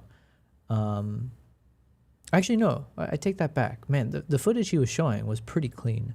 So I do think this is actually pretty impressive. I think I was on the bandwagon early. I will say, for the Osmo Pocket 3, those types of small gimbal style ones, man, the moment I started using that a couple years ago at this point, I was like, yo, this is amazing. This is better. I hate GoPros. Hate's a strong word, but I've never found much function out of using GoPros. So I agree that I ended up starting using the smartphone a little bit on a gimbal, but that's too much to set up. And then once I got my hands on the Osmo Pocket 3, that changed everything. I was like, yo, as a solo traveler, having this one action camera, it opens up so much opportunity for me to like record myself in a easy way, capture quick moments like when I'm boarding a plane or I'm just in like, you know, random moments. I like it. And the only reason I would lean towards the Pocket 4 is, like I said, it's just because I'm already bought into the system. Otherwise, I think this one is pretty handy dandy. All right, so shout out to our boy Mati Hapoya. So we're just driving down these dirt roads. We're in Baja, California, in one of my favorite little towns called Playa Cerritos, and actually some of my best friends live here. That's who we're making a doc about. So I'm here with Hank and Natalie, and we're gonna pull up to the Airbnb in a few minutes, and then we're gonna unpack all of our gear and get ready to start shooting tomorrow.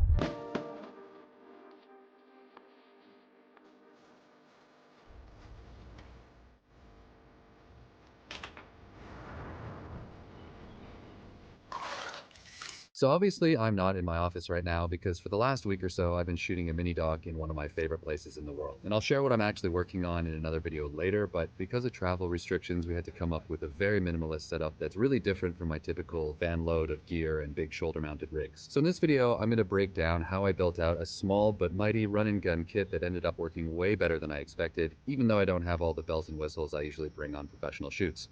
And you know what? After using this setup for the last week, I have to say it's changing my view on on what can be done with a mirrorless camera, and I'm beyond impressed. But for any of this to make sense, we should probably start at the beginning. So let me get out of the pool, dry off, and we'll step back in time and dive into how using a tiny fraction of the gear I normally do completely changed my mind about what's possible on a documentary shoot when you have to make hard choices about how much to pack.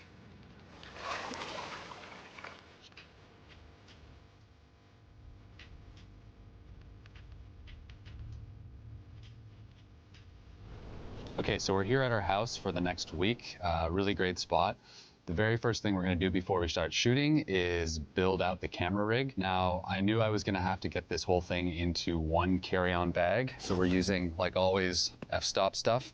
This is a Air 32, I forget the names. It's a great backpack, but everything that we're going to build today came out of one backpack, so it made it much easier coming through customs. We'll start with the camera. FX3, no surprises there. Pretty standard run and gun mirrorless camera, works great. I've had this for 5 or 6 years, but when I knew I was going to be shooting on this as my A cam, which I don't normally do, actually I've never used this as my A cam before, so this is a new experience. So That's kind of crazy. We've been watching Luke's videos for a number of months now, I think. But this guy has a lot of experience, right? Like, he's a proper professional.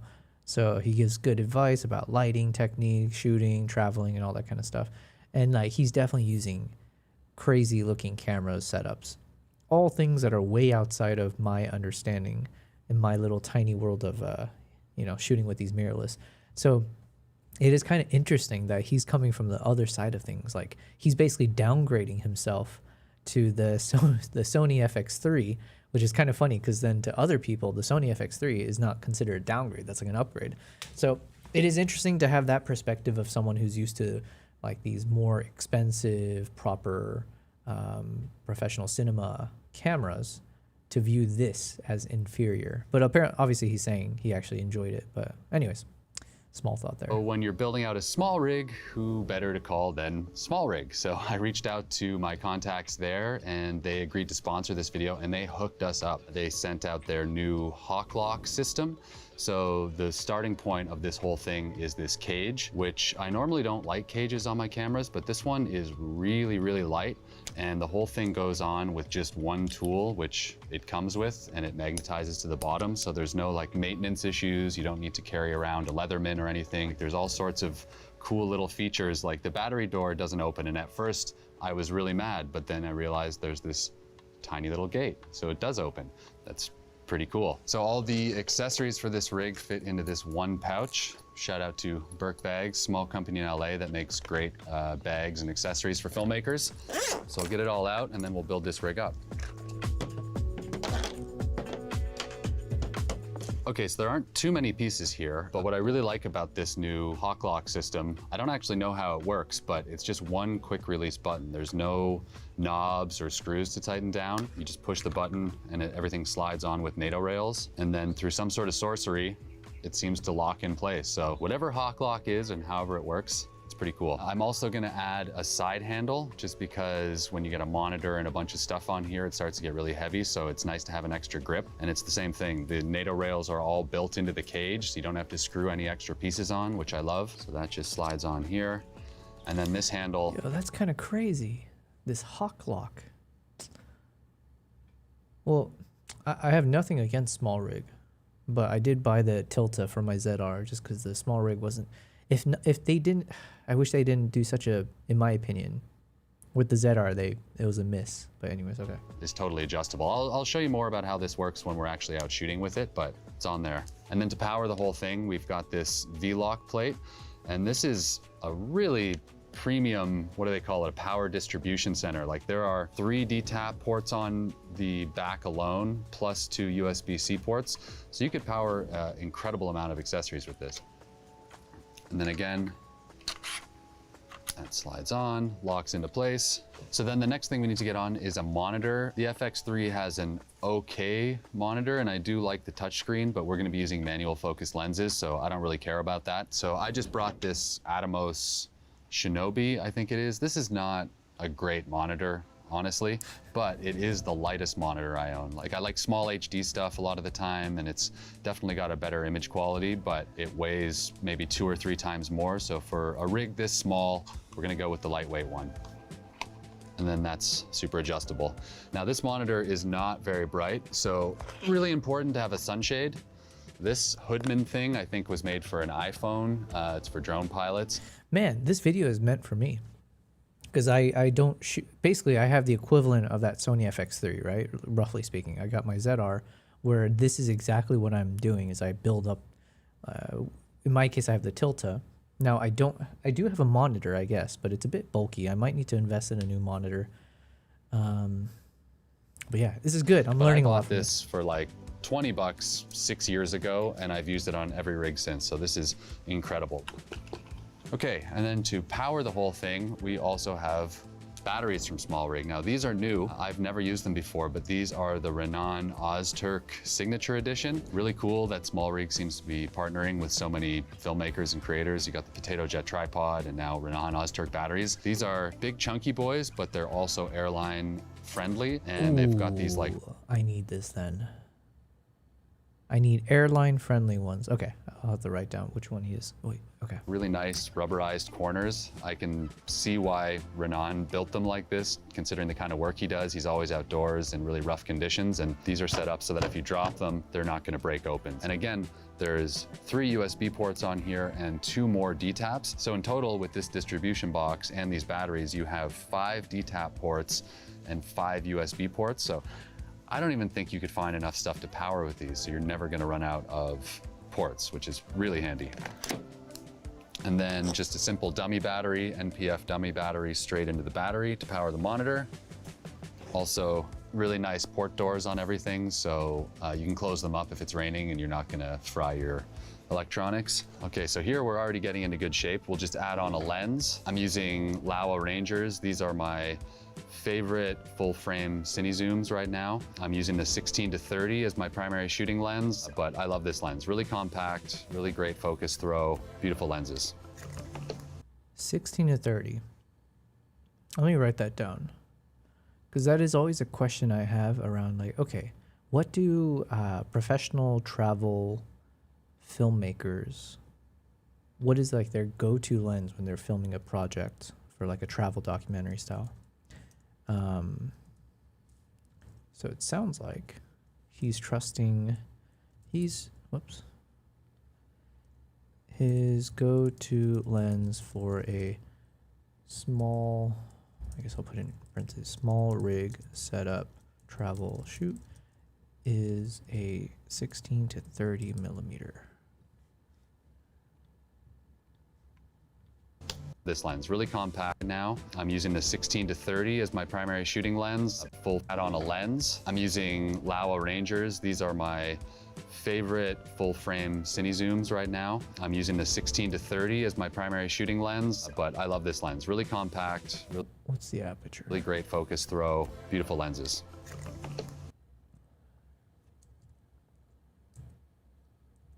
On a lens, I'm using Laowa Rangers.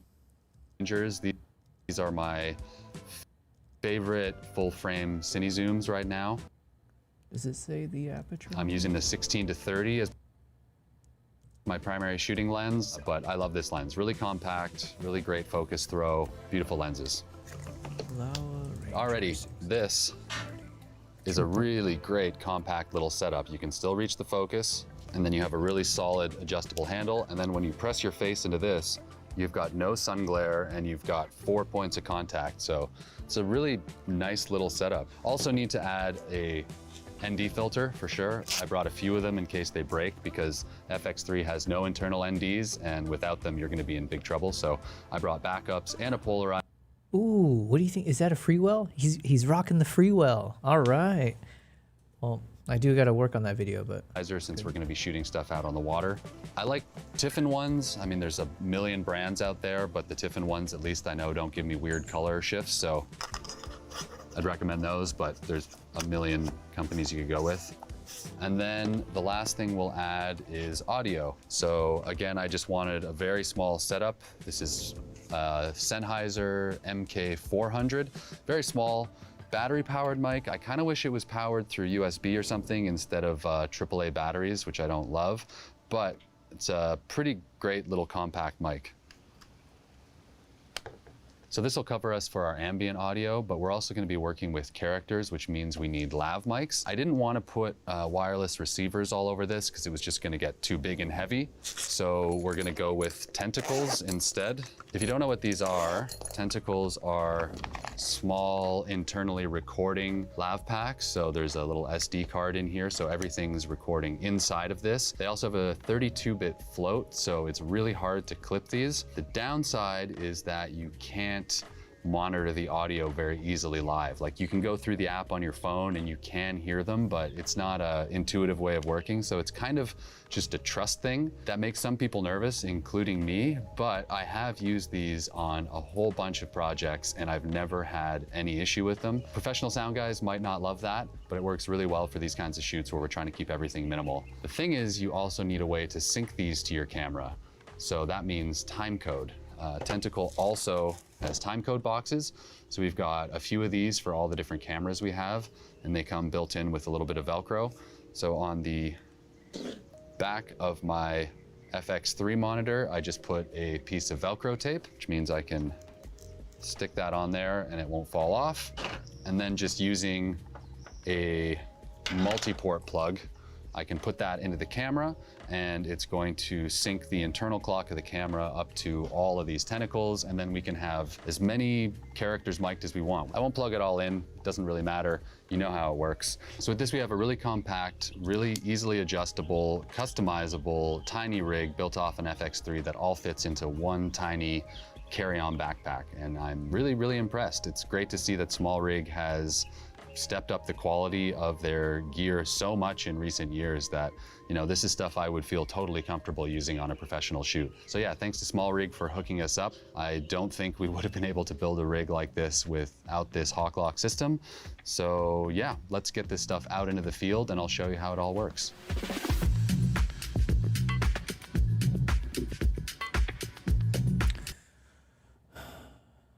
As someone who uses Small Rig, that's encouraging to me. Although, yeah, so I have my Tilta and I have my Small Rig. And I figure between the two of those, I don't know if they're considered comparable. I feel like the Tilta is slightly more expensive. I do like the Tilta for the ZR. It's been pretty damn good. And I do have all those, everything he just pointed out, I think I actually did buy as a set. So I have everything to do a bit more of that proper, except for like the monitor hood and some of those things I need to double check. Oh, that reminds me, I need to check an email or message real quick. What do we find here, Luke? We came down here to shoot drone at sunset, but then we found this really cool fishing beach village type thing. I don't really know. There's all these pelicans, so we're just gonna start shooting B-roll. Glad I brought the long lens.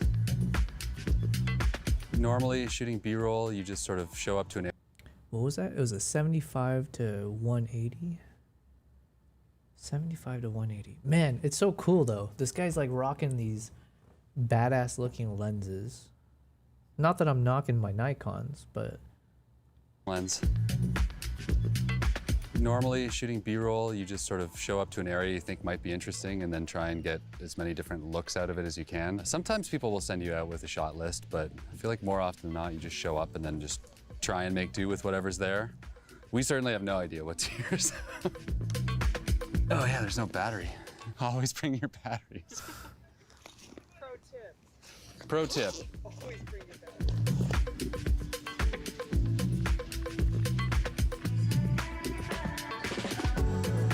So for B-roll, I usually shoot locked off, and because this is such a run and gun kit, we also needed a tripod that kind of fits the bill. And I keep getting surprised by this Small Rig potato jet tripod. When it first came out, I think I kind of dismissed it, but I've used it now in a whole bunch of different environments and it does work really, really well. So for here, we don't need like the 100 mil bowl head and like the massive. Well, I guess I might have to evolve my style now. I do have the potato jet. And I remember I got it thinking that this would be useful for my trips. And then once I received it, like an idiot, a buffoon, I didn't realize how heavy it was. And I was like, wait, this defeats the purpose of me taking this with me. Because usually the way I travel, I have to be as light as possible, or at least tricking. I need it to seem like it's as light as possible. Yo, thank you very much. I am Xylo over on the Twitch side. Yo, Xylo. XYLO, isn't that the name of a character of a anime that I was just starting to watch? Xylo. Character anime. Yeah. I just started watching this show called Sentenced to be a Hero, and the main character is named Xylo. So what a weird coincidence, because I literally just started watching it yesterday, I think. So anyways, thank you very much. I am Xylo. I appreciate it. It is fate that you have come to my stream. Hopefully it's enjoyable. I'm just doing a bit of photo video editing. So I'm just editing some of the videos that I captured from one of my trips in the past 2 months. And I'm watching a video from this guy, Luke Forsyth, who's a proper filmmaker, cinematographer. He does a lot of the things that I would like to do in my own life when it comes to, like, let's see if I can work with National Geographic, BBC Earth, those kinds of stuff. So yeah, I'm just kind of multitasking here, and you're just watching me kind of edit through some of the footage that I captured. So yeah, enjoy the ride. Appreciate it. Beefy stick. Oh yeah, so I was gonna say, I have this potato jet tripod, and I realized it was too heavy for the way I travel. But what has changed? Since August of last year, I was able to do my very first film project, right? It was just the last, not I say last minute, but it was an impromptu situation where Nikon reached out to me, because I'm a Nikon creator for the Middle East African region. I'm based in Dubai. And yeah, I was fortunate enough to be able to create my own short film, with their camera that was not launched yet. So pre-announcement, pre-launch, I was able to make some footage for them. And that was my first time ever making my own stuff. That wasn't like a travel vlog, just capturing whatever I see and trying to make a story out of it. I actually had a thought in mind. I reached out, I made a whole ass thing. It's only 5 minutes, but it's on my YouTube channel. You should check out. So after that moment inspired me to, like, actually treat filmmaking more seriously. It also led to other opportunities. So one of those opportunities I mentioned recently, I've been traveling for the past 2 months for a few different projects. I was organizing a tour. So that's what you see here in terms of the footage. These were two of the guests who joined me on a photography tour throughout Uganda for wildlife.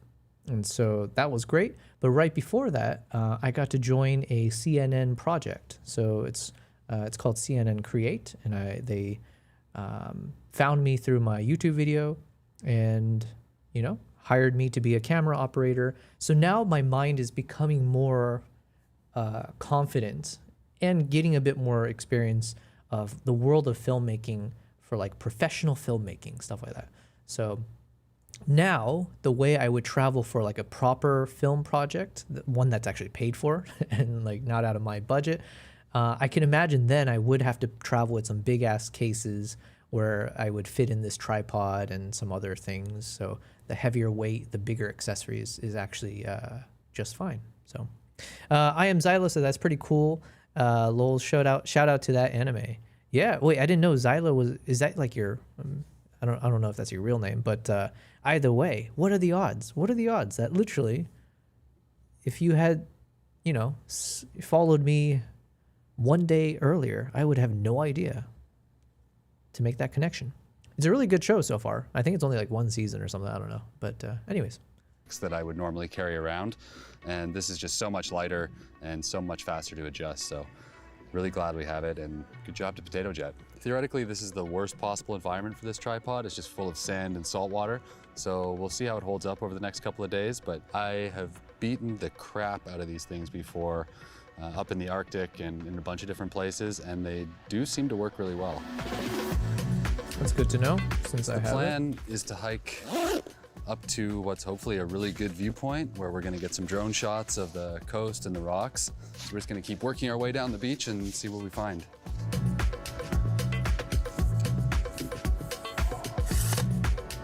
Probably I'm more scared of him than he's scared of me. Oh, don't do it.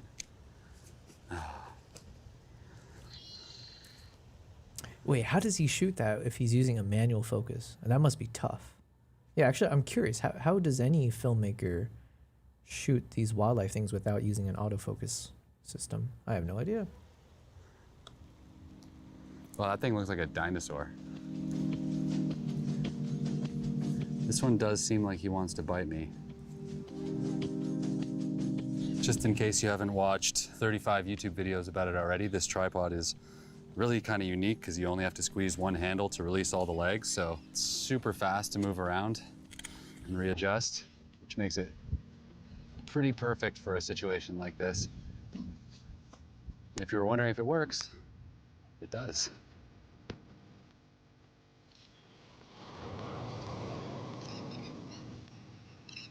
My favorite I actually love seagulls. They just have such terrible like energy and they're just so mean to everything, but they're such scrappy survivors. No, not true. Well, crows dominate all birds for me. One of my dreams is to train some crows to, because I heard they'll attack your enemies once they figure it out. So now that No, he's got the wrong mindset, man. You don't get crows to attack your enemies. You get crows to fly around the city and find loose change and dollar bills. I've seen some of those videos on social media of some random dude who's got a bird that comes and goes around, collects all the things, brings it back.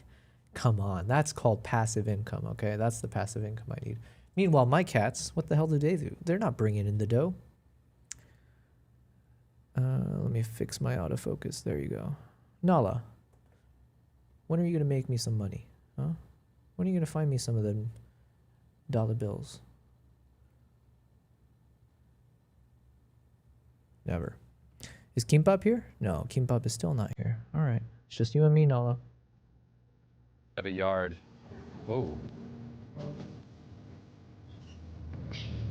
I mean, this has to be the most over-engineered battery I've ever seen. There's a whole touchscreen panel in here with a flashlight that you can control the brightness of, and you can see all the information about how much power is left.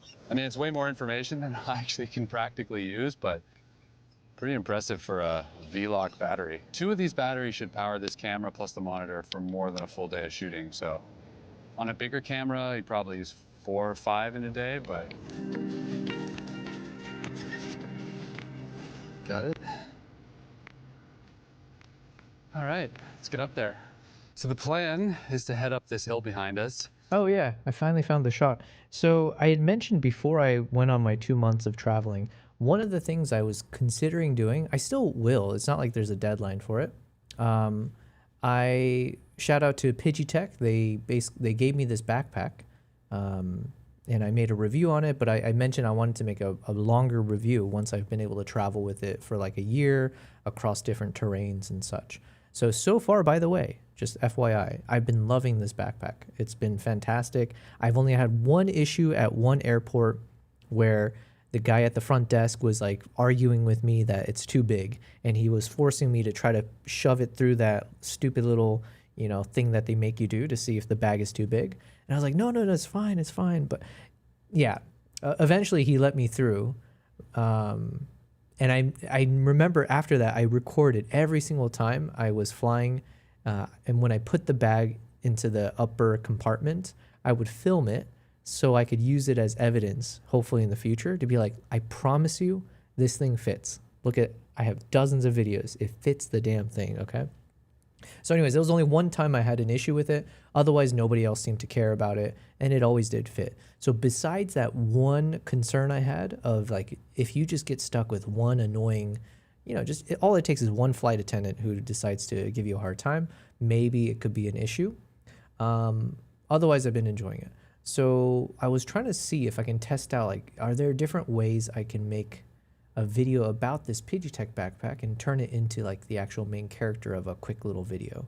So here I was just testing if I put my main camera on a little tripod hooked up to the side of the backpack with the super wide angle lens. So I think here I had the 14mm lens, and just to test if the shot would actually even look interesting enough, if there would be enough wide angle to actually show my environment.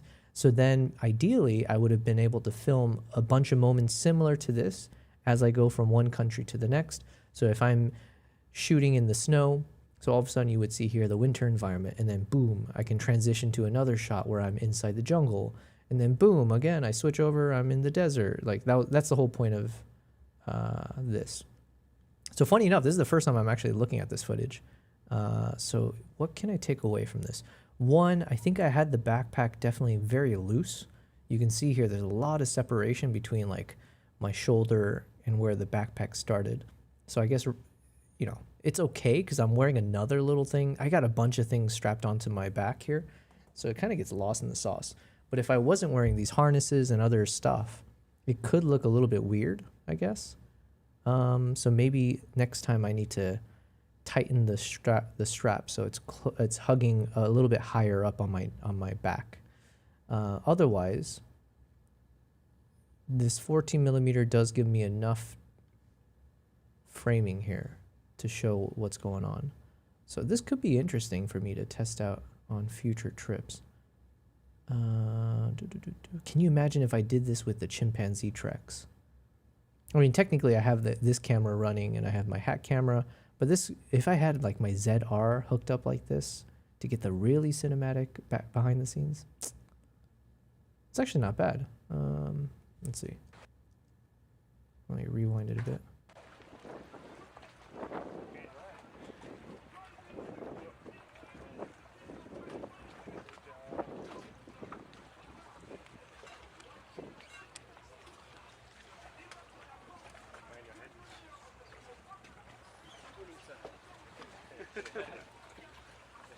It's just making problems.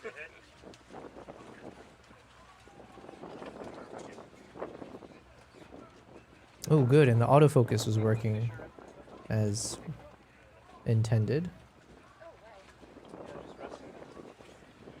Alright, we're gonna put the vests on.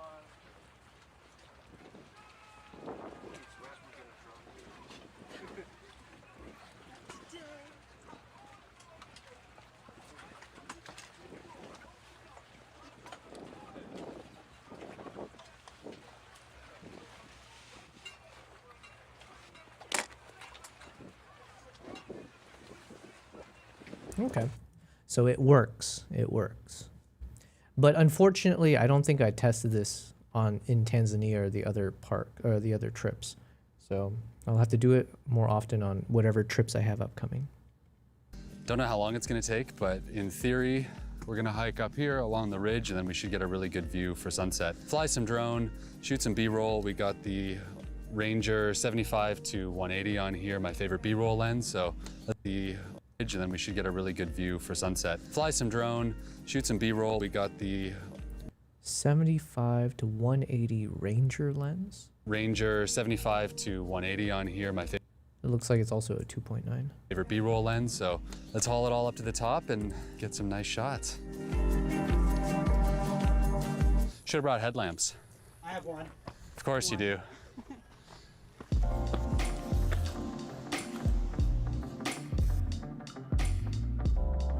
Ooh, okay, I tried it again here. Let's see if it looks any better.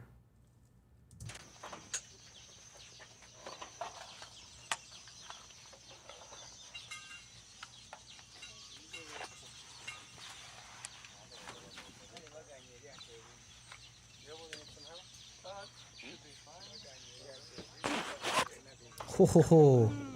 That was risky. Jeez. Be expensive. I think so.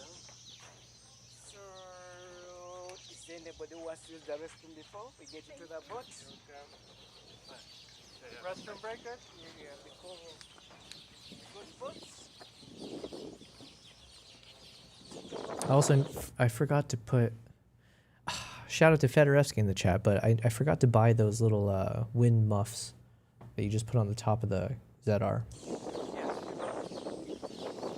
I will be on one boat, they will be on the other.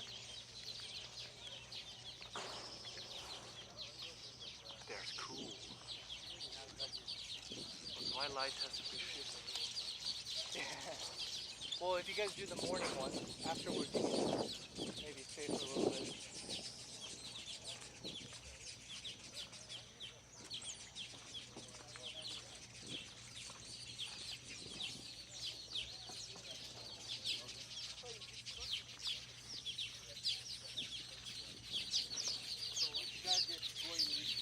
Everything goes in, it's just me on one boat, all the gadgets go on the other. Oh, okay. Yeah, muy buen cuadrado. Which one? Let me just get one better. Use this one because you have more seats. Oh, right, yeah. Because there'll be 2 tripods. All the gadgets. No, no. All the gadgets go in the stuff. Yeah. 2 people for that one. One seat.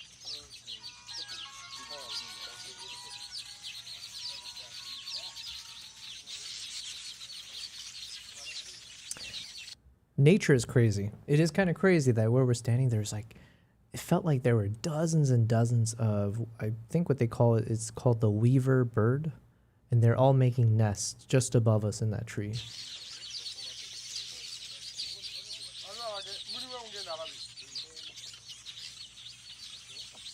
I've got some really cool shots of these weaver birds from the CNN project. I can't show it yet, but once the green light comes through, I'll be able to show you guys. But there's some really cool shots that I took where it's like you can see the weaver bird upside down, holding onto its nest as it was like, doing whatever it needs to build the nest out. But it's like upside down as it's building it in slow motion. Anyways.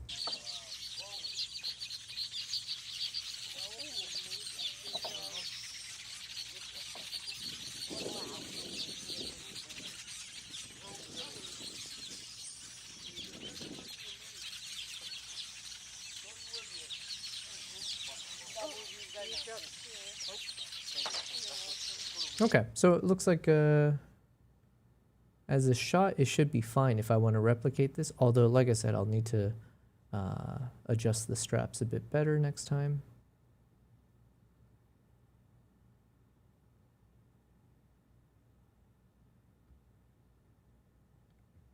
Okay, looks good. And normally at this point, I'd be carrying about 3 or 4 times as much weight, and I'd probably be breathing even more heavily than I am right now. So this is actually really nice to have this tiny little setup. Wasn't sure if I'd like it. I was a little bit nervous, but it's working really well so far. This whole thing probably weighs about 1/3 of what the Burano weighs when it's fully built out, so good for my back too. We look like we're about halfway up, so the light's going down, it's starting to get nice, so we'll just stop talking and get over there and get the drone up.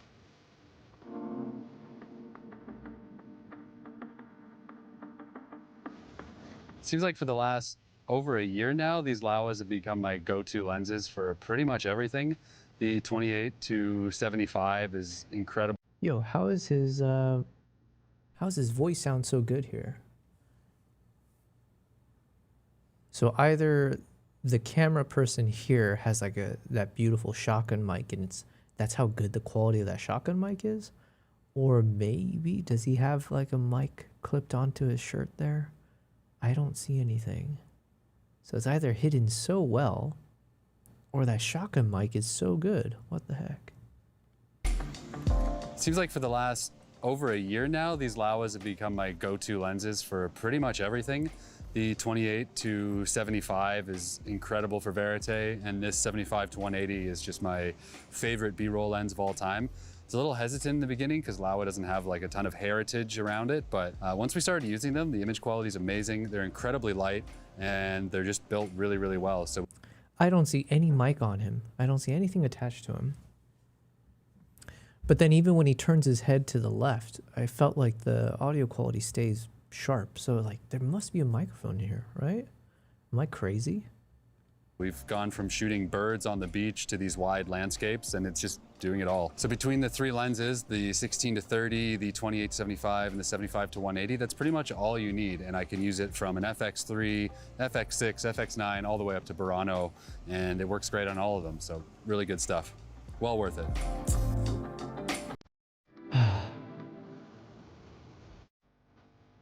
No microphone.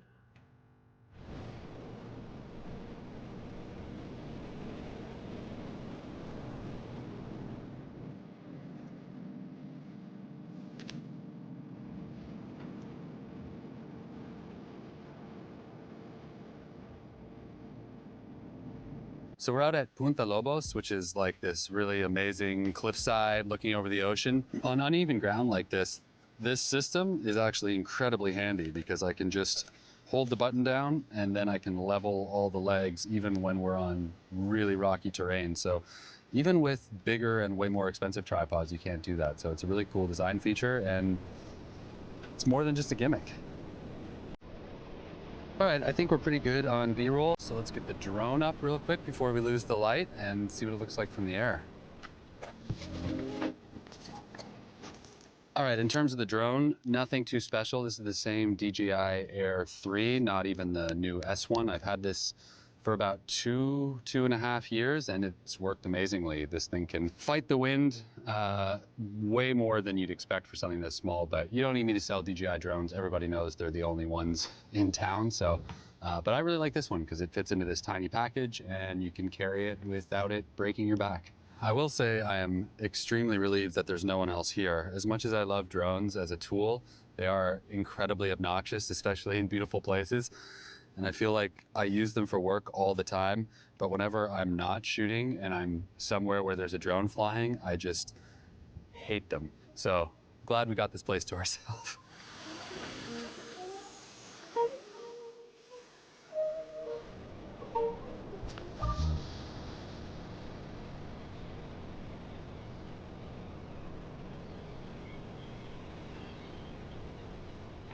That was so cool. A whole flight of pelicans just went straight past the drone.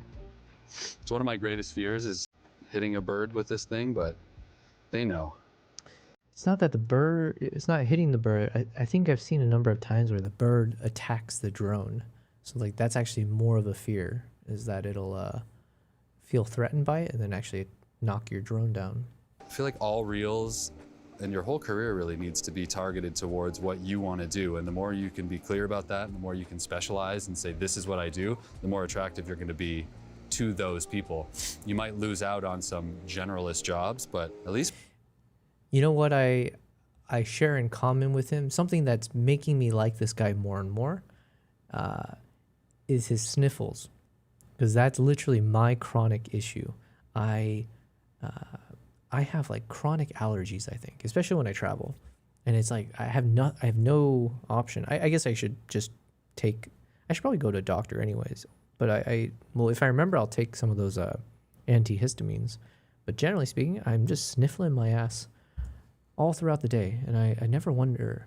I sometimes wonder, I always forget, like, is it annoying for people to hear? Probably. At least from what I've seen, it's way better to be known for something than to try and do everything. So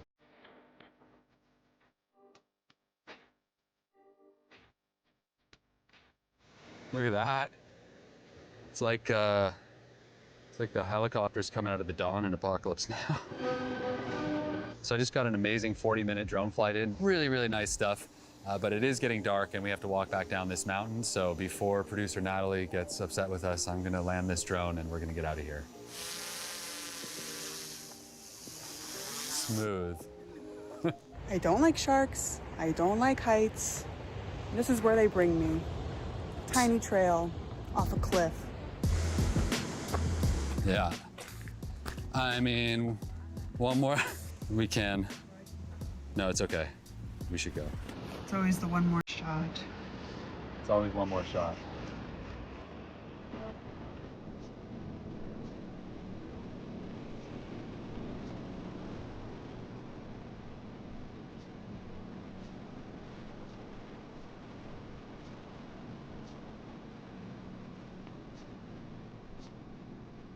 So we just got back down off the mountain and the light is incredible. We just shot the last of it, got some amazing B-roll, and now it's time to go home.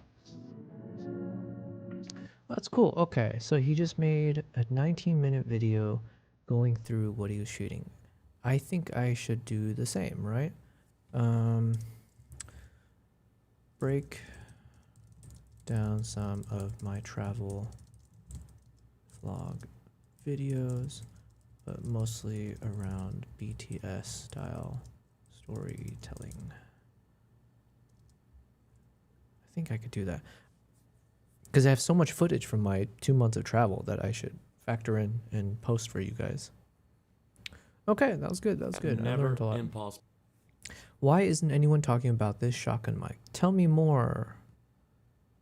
Cozy cameras. Purchased a microphone so freaking fast before, and the reason is this is the brand new Audio Technica ATV SG1. And this is an on-camera shotgun microphone, and this is going to solve a lot of problems for me, and it may solve some really difficult problems for you.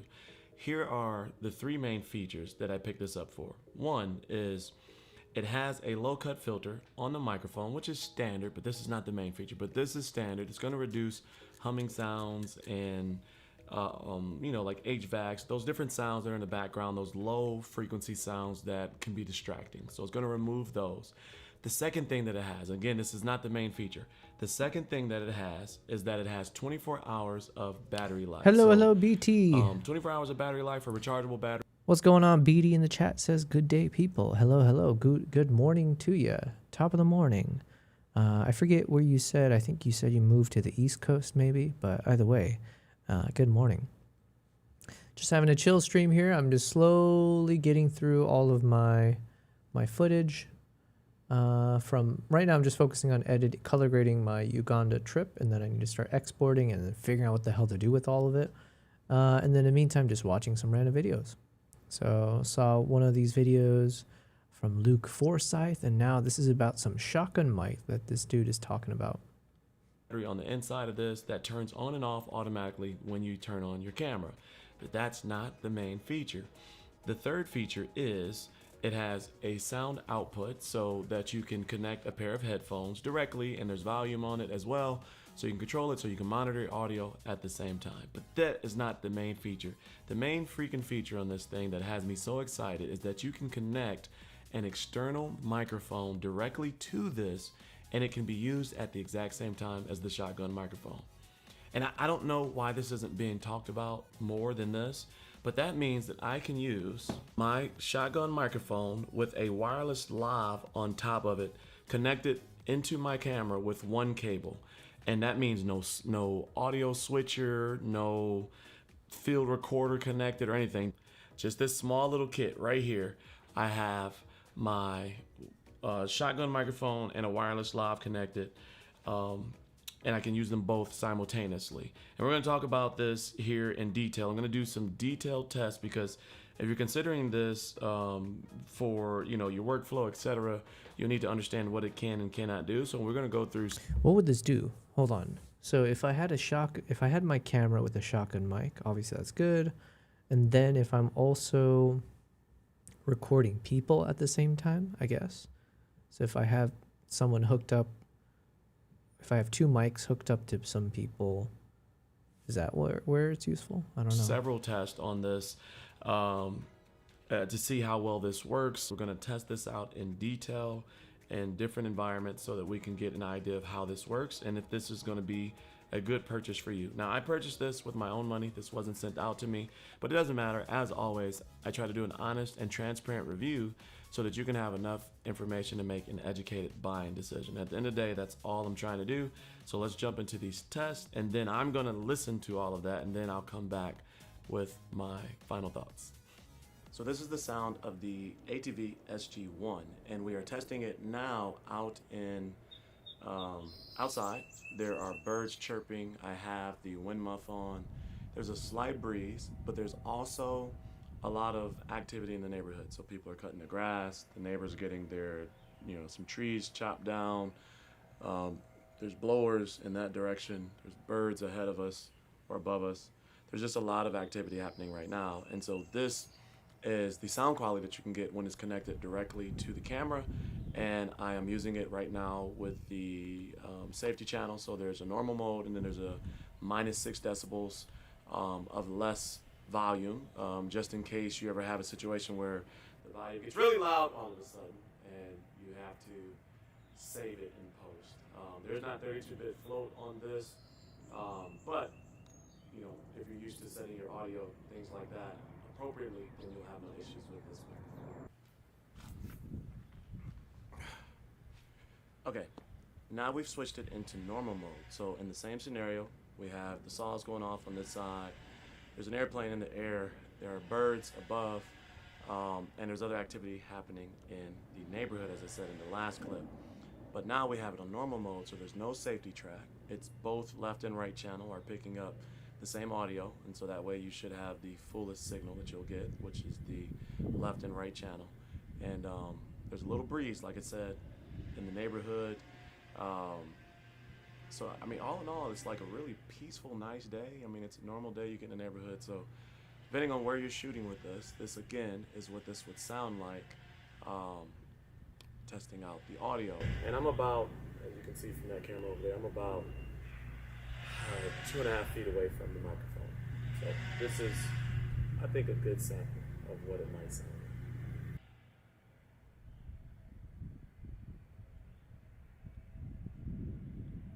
like. Okay.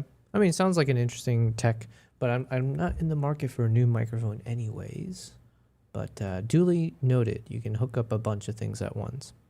Beatty says, nice. Well, thanks. Just quite tired from this week. Yeah, I guess it is a Thursday, so it all just kind of starts piling up, doesn't it? Hopefully it's a good type of tired, like going to the gym type of tired. All right, what other video should we watch? Okay, let's watch this one from our boy Tio Crawford. I mentioned I like his style. Not that I could really replicate it, but I think I can learn a lot from his style of shooting, especially when I start traveling again, even my past travels, if I'm trying to figure out how to tell a story from it. So let's see how he does this. Nedima, the neighborhood I'm exploring today. Now, he is lucky because he's traveling through Tokyo, and I feel like everything in Tokyo is amazing. For this type of street kind of concept, I was only in Munich, and unfortunately, I wasn't like in a place of Munich where, I didn't know much, and I was just kind of randomly going around. I'm sure there are cooler locations, but it's also freaking cold, and I didn't have the right outfits. There's a lot going on. I wish I could just explore Tokyo streets and do street photography, though.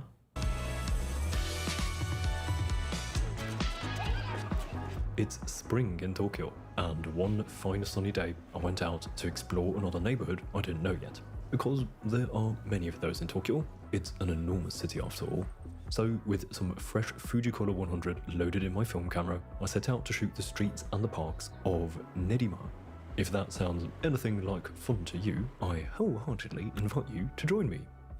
Wait, has his voice changed, or did I just not hear it properly before? Let's go.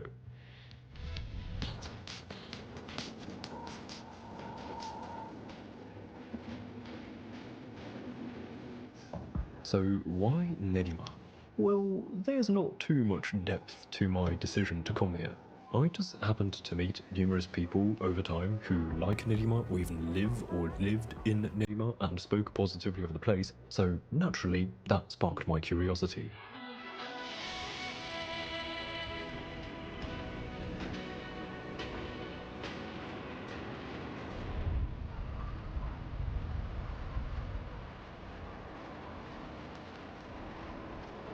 So this is Nedima Station, and I was kind of surprised. It was, to be completely honest, a bit more boring than I expected.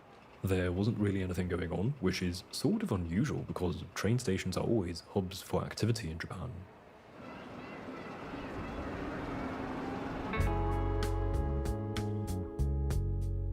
This is the first shot of the day, just a basic walk-by photo of the smokers behind the bush here. Nothing too special.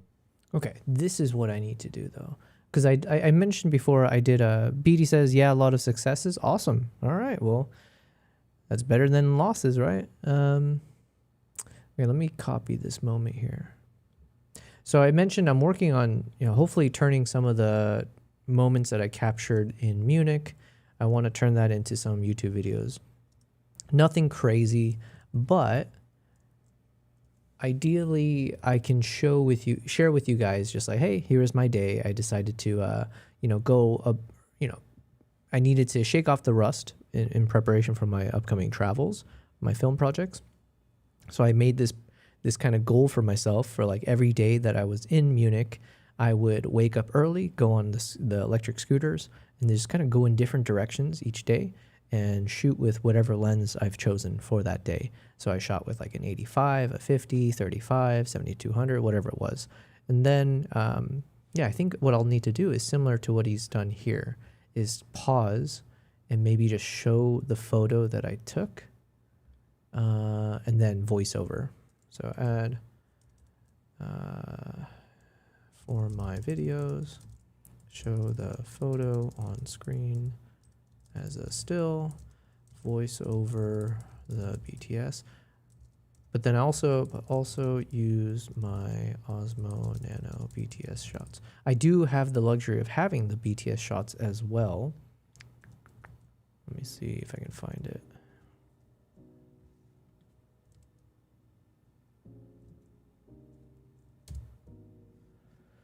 Where are you? This would be under projects.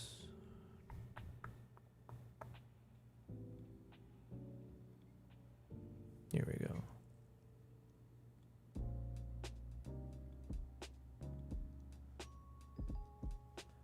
So I think I showed this before. But yeah, so I did record myself with the Osmo Nano. So then basically you would see me every day. So I will just obviously have to cherry pick some of the best moments, I guess, to tell a cohesive story or make it less boring.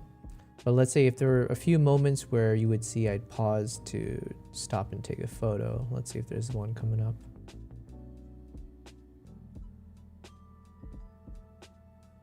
Oh yeah, so here's where I stopped for the Red Bull.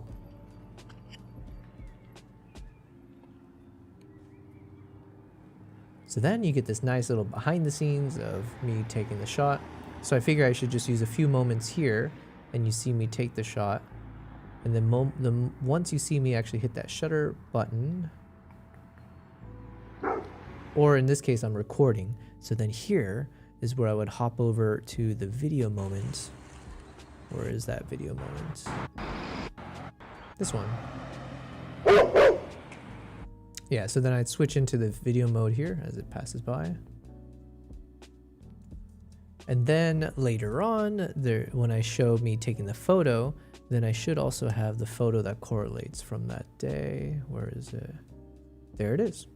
Yeah, so anyways, so then there's a lot of work there, but basically it's a lot of syncing up different shots and then showing me just going a day in the life as I wander through Munich.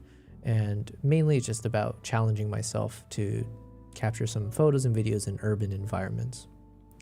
So that is one video I'm working on behind the scenes with my editor and seeing if we can put it all together into a nice little package story. So this definitely feels like a classic warm-up shot just to get started.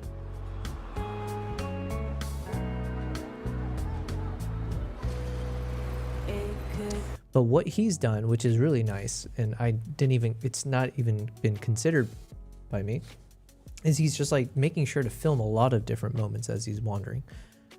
Now, in my defense, I was mainly on a scooter, so technically I was recording just while I was in motion. But here he would make sure to pause at different moments to just like film different intersections. That's something I don't really do a lot of, and I should add it into my list. Just like still footage. I just don't do it enough.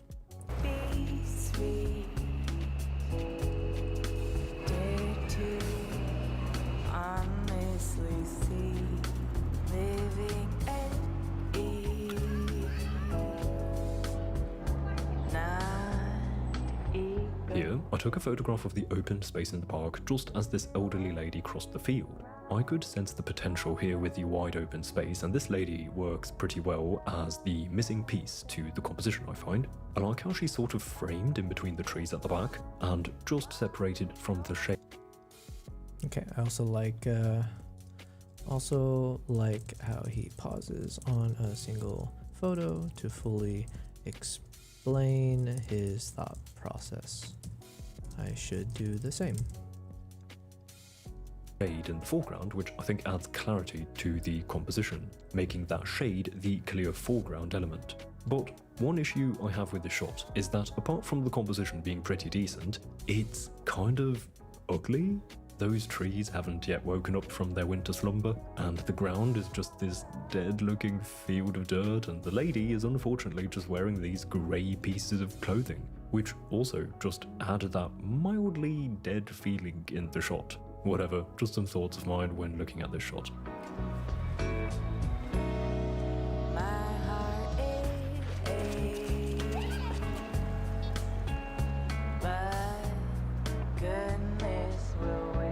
Now, This photograph is certainly not great, but a nice contrast to the previous one. The composition is okay, but simply the juicy green leaves add a lot of life to the shot, I find, which to me at least equates to beauty. It's pretty. That doesn't necessarily make a photograph good, but at least pleasing, I suppose.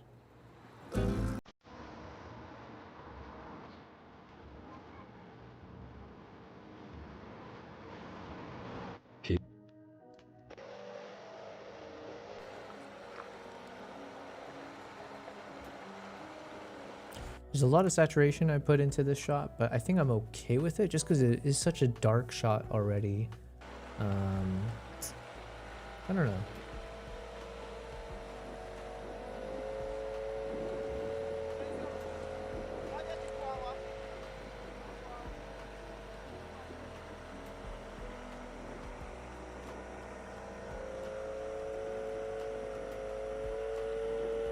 Yeah, I think I like it.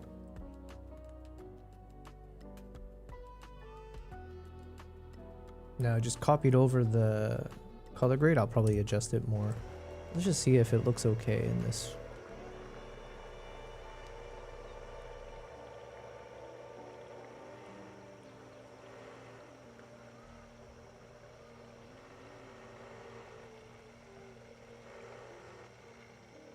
This is probably one of the more cinematic shots that I took from, at least from this day, but definitely for the trip as well. This is, I wish I knew enough about cinematography and all that fun stuff, but we did some cool things here, I think. One, we've got this interesting subject in the foreground, or like an interesting framing and something going on, right? We see this guy balancing on the edge of a boat. We've got a lot of motion in the background. We have something, we can see a little bit of subtle motion, and then I did a decent focus pull onto the front boat. We get a little bit of like a revealing shot here. So it's adding some depth, and it's showing, yeah, it's showing a little bit more depth, and also we're getting some nice lighting coming through from the setting sun. Now, obviously this is not the color grades I'm going to keep, but just in terms of the shot itself, I think it looks nice. So then we still have moments here where there's something in the foreground, add a little bit of depth to it. Kind of like almost, I guess it's like the closest technique naming I know is like over the shoulder kind of a shot. And then we switch over to actually just having it almost fully just the boat on its own.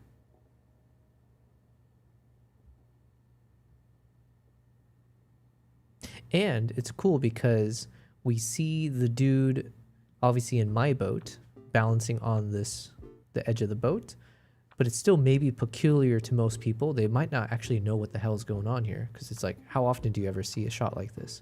So it's kind of nice to start with this with a little bit of confusion, although the composition should look a little bit nice. And then when we focus pull in on the guy in the front, it's almost like this is completing the story for us. So we got this dude's legs to start the story and add a question mark to it. And then when the focus goes on him on doing the exact same position and same pose, then it's like a nice little aha moment of like, I understand now. So it's like a nice little completing the story in a single shot. But I'm just bullshitting, I don't know. Okay, let's work on the color grading on this one though. Here I was fond of the shape of light and saw it as a potentially ideal stage for a photograph. Here's the shot I got, and it's alright, I think. I like how the composition works with the dark foreground and the sort of spotlight alright stage for a photograph. Here's the shot I got, and it's alright, I think. I like how the composition works with the dark foreground and... Okay, and the difference between, I guess, the approach I have to take, I don't have to, but the approach I'll take with my, let's say my Munich video, around like the quote-unquote street photography I took, is that when he shows video, it's really, the videos are just to set the scene of like all his travels. Whereas for me, the only times I took the cinematic video was at the same time I was taking the photos. So I was basically trying to take 5 punchy videos and 5 punchy photos each time. And the only other video outside of that was just the Osmo Nano running when I'm on the scooters. So while he focuses only on freezing on his photo and then he breaks down his photo, I technically need to show the photo as well as show the video that I captured alongside it. if that makes sense. The sort of So we spotlight gotta figure going that on out. in the center. Of course, I waited for someone to walk through, which I think adds that missing element that ties the photo together.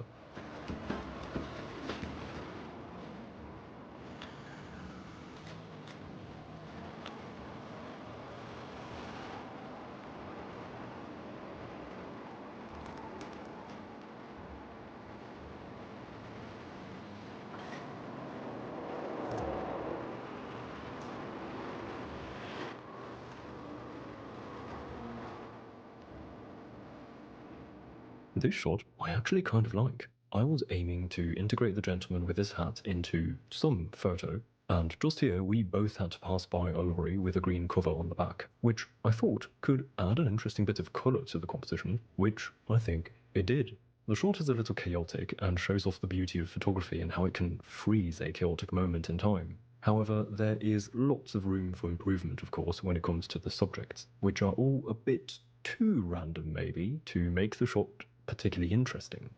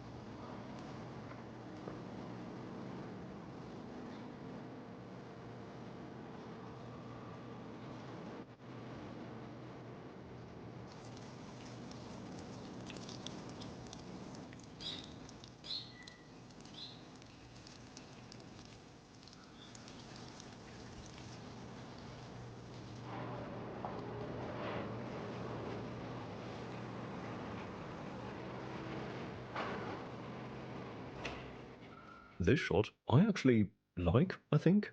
I enjoy the geometry of the lighting here that adds some focus to the composition towards the cyclist zooming by. Something I appreciate is how the other people in the background are rather evenly spread out, which appears to create a somewhat balanced composition. And the subject, the cyclist, is also kind of interesting, I think, with the flapping jacket and the backpack.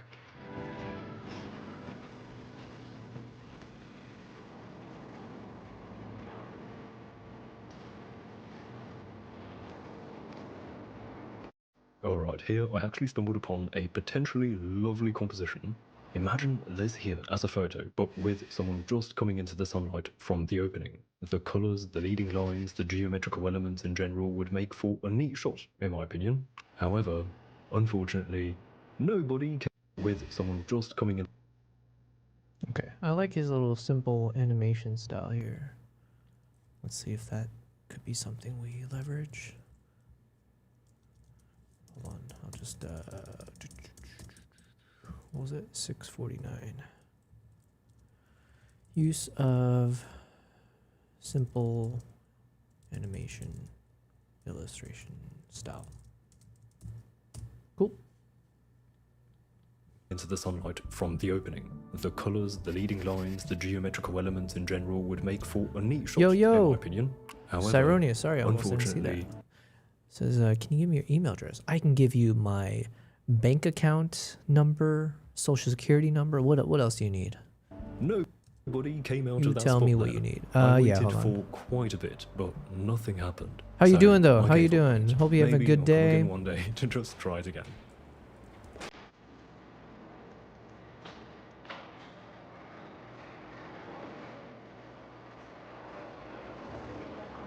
After shooting inside that hallway for a bit, I came to this bridge that I think leads to a train station. This bridge has some pretty interesting architecture. It reminded me a bit of a spaceship in Star Wars. I got 2 shots in there too, which are alright, I'd say.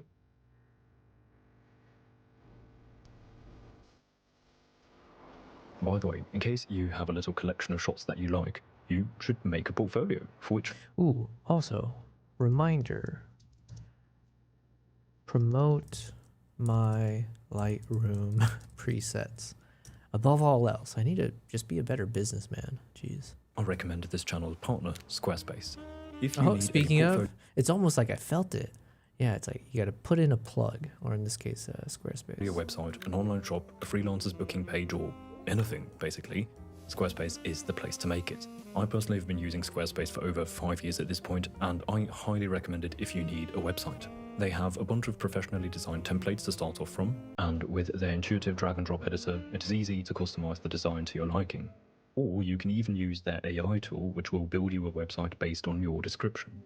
And they are really all in one. You can register your own domain name with them, and they offer analytics to track the activity on your page. Personally, I think what they do really well, or what I appreciate, is that they give me creative freedom in combination with ease of use. Try it out for yourself. You can head to squarespace.com for a 14-day free trial, and then when you're ready to launch a website, you can go to squarespace.com/TaylorCrawford to save 10% off your first purchase of a website or domain.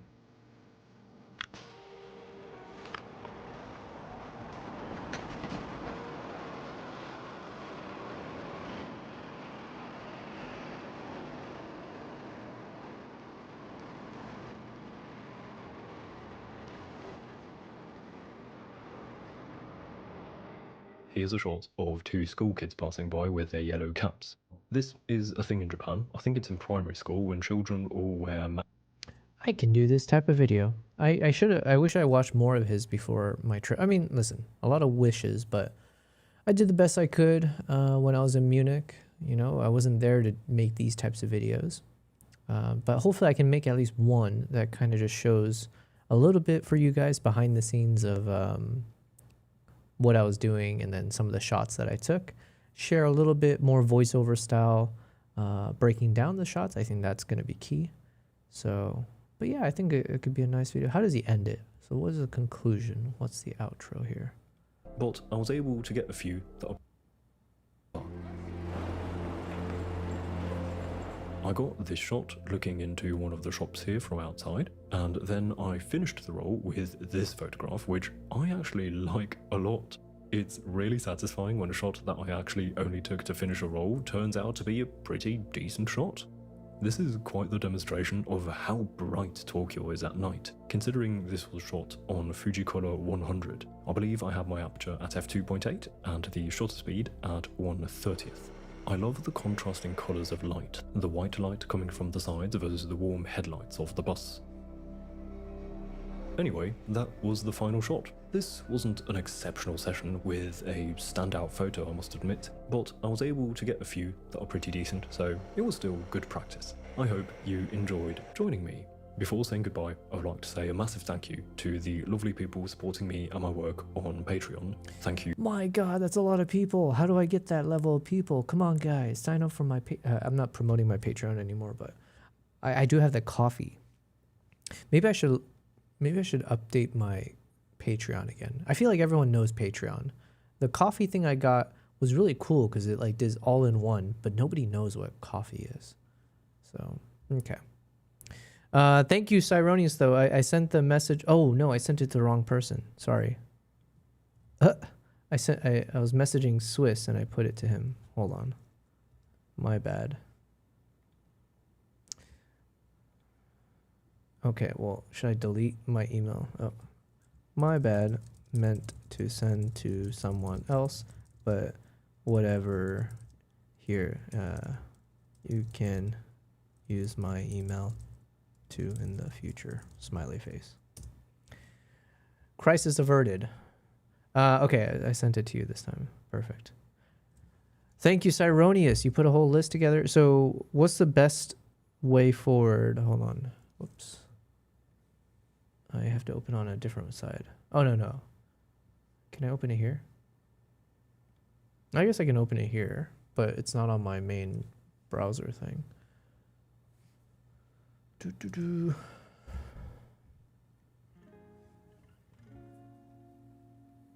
All right, so I would need this U-green cables. These I have already, but I guess you would still need it so you can test it and everything, right? So this little, oh, this is that dongle to, this is like the dummy dongle. I forget. It's the backpack, some screws, a bunch of crazy looking wirings. Things that I don't know, the fan stuff. Okay. Oh man, Cyronius, I'll also send you they were supposed to send it to me and they haven't responded. Did they send it to me? So that 3D company I mentioned, because I had a good phone call or like a meeting with them, and they shared some of the diagrams of the thing. They were supposed to send me the PDF for it. Can you please confirm next steps, including sharing the diagrams / PDFs you mentioned? But yeah, they were using whatever software, so they were breaking apart the case and showing me where the filters or the fans would go and where all the other things are. But maybe I'll be able to share it with you or something so you can have a good look-see. The Wi-Fi dongle, that's what it is. Gotcha. Well, perfect, man. So just tell me, we can take it offline, obviously, but just let me know how best to proceed from there. Is it just a matter of shipping it over to wherever, or if you just tell me? Yeah, anyways, we'll figure that out. But thank you so much, man. I appreciate it. Thanks for following up on that. Yeah, because we're already almost at the end of May. Jesus, time flies. But I did have a good ass conversation with the Safari company. There's a bunch of follow-up still. I need to also send an email to them, but I think I'm very hopeful that there should be a lot of opportunities as long as I play my cards right. I don't do anything silly. I think they enjoy the work that I've been able to do for them, and so it might mean that they're interested in, you know, doing more projects with me, maybe going to some of their other camps, filming, you know, and going to the safaris and all the other fun stuff. So anyways, I was pitching a few ideas also for like documentaries that I could potentially film. So yeah, we'll see. Let's see if some cool projects coming forward. I can throw it all into a cart and give you a pricing, or you could do a wish list purchase style so you can order directly, assuming you have a US Amazon. I do.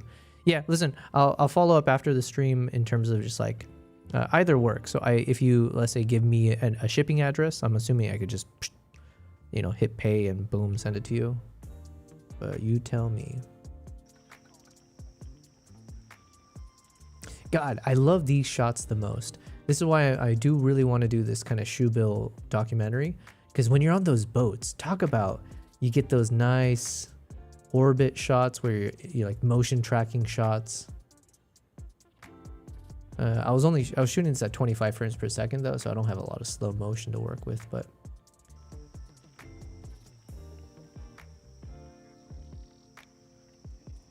okay, I like the colors. Let's see if we can just pull it forward to all of these.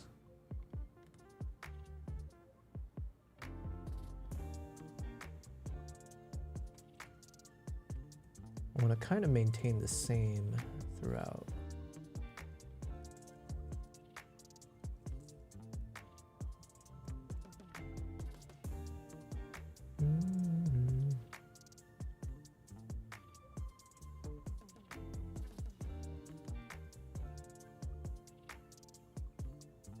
Looks good to me.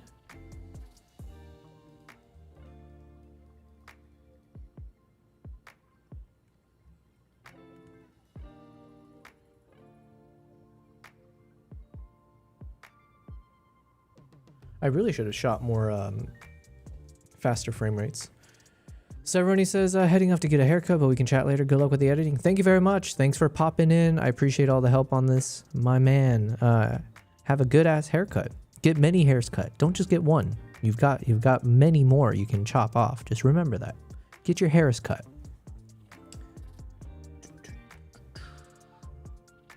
All right, these are looking good. I'm kind of speed running some of these edits.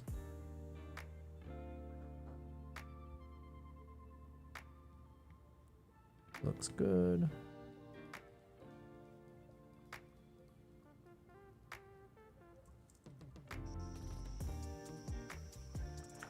And I think I'm going to maintain a bit of the dark shots here, because basically at this point it was getting dark anyways. So I don't want to brighten it up too much because I want the passage of time to be obvious. Now this one, yes, I do need to lift it up though, because it is obviously too dark.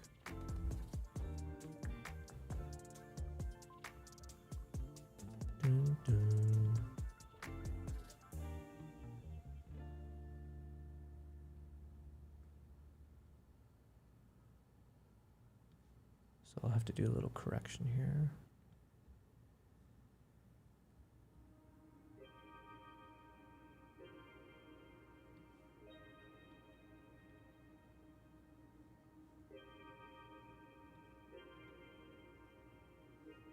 Okay, I think I'll keep it at 1600, and then let's just adjust with a bit of keyframing.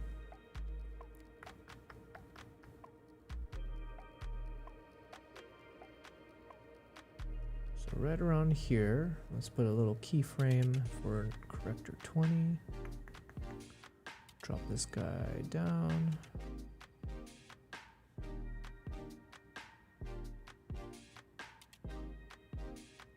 Looks good.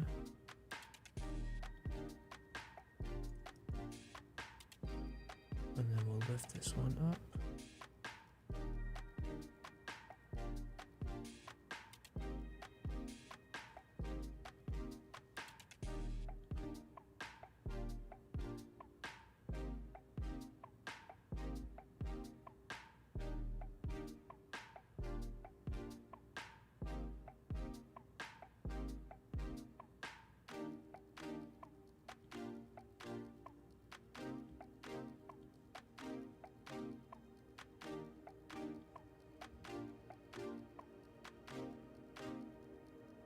Okay, that's good enough.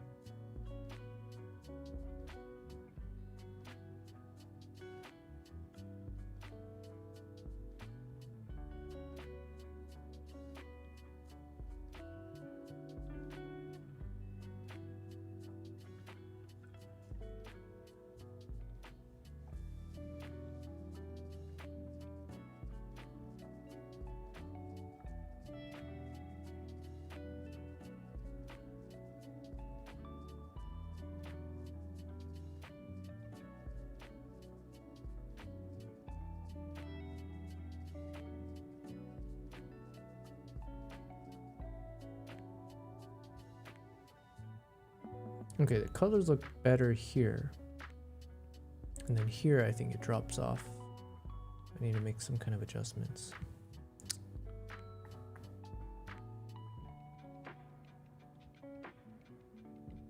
So colors look nice here.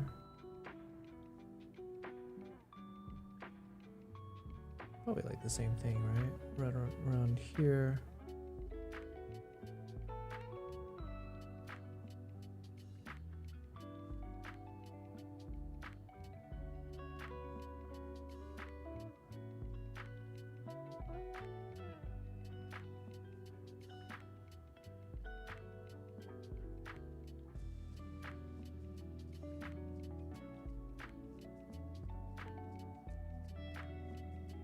Okay, I think that's better.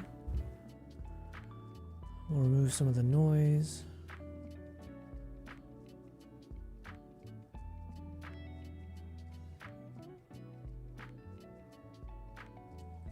I was tempted to remove or make it a bit darker, but I'm not sure yet. What would that look like if I just completely drop? Now, if we drop it down, it would hide a bit of the noise as well, which is not bad.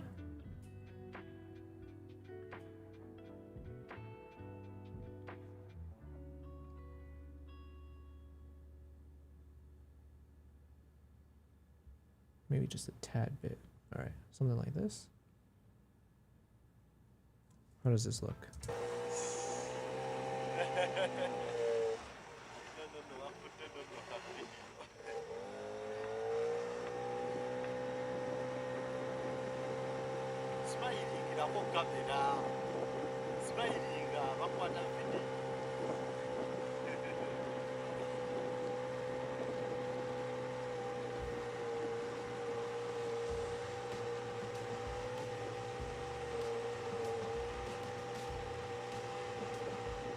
Okay, I think it looks good. There's a bit of noise reduction we got to do, I think, on this one, but should be fine.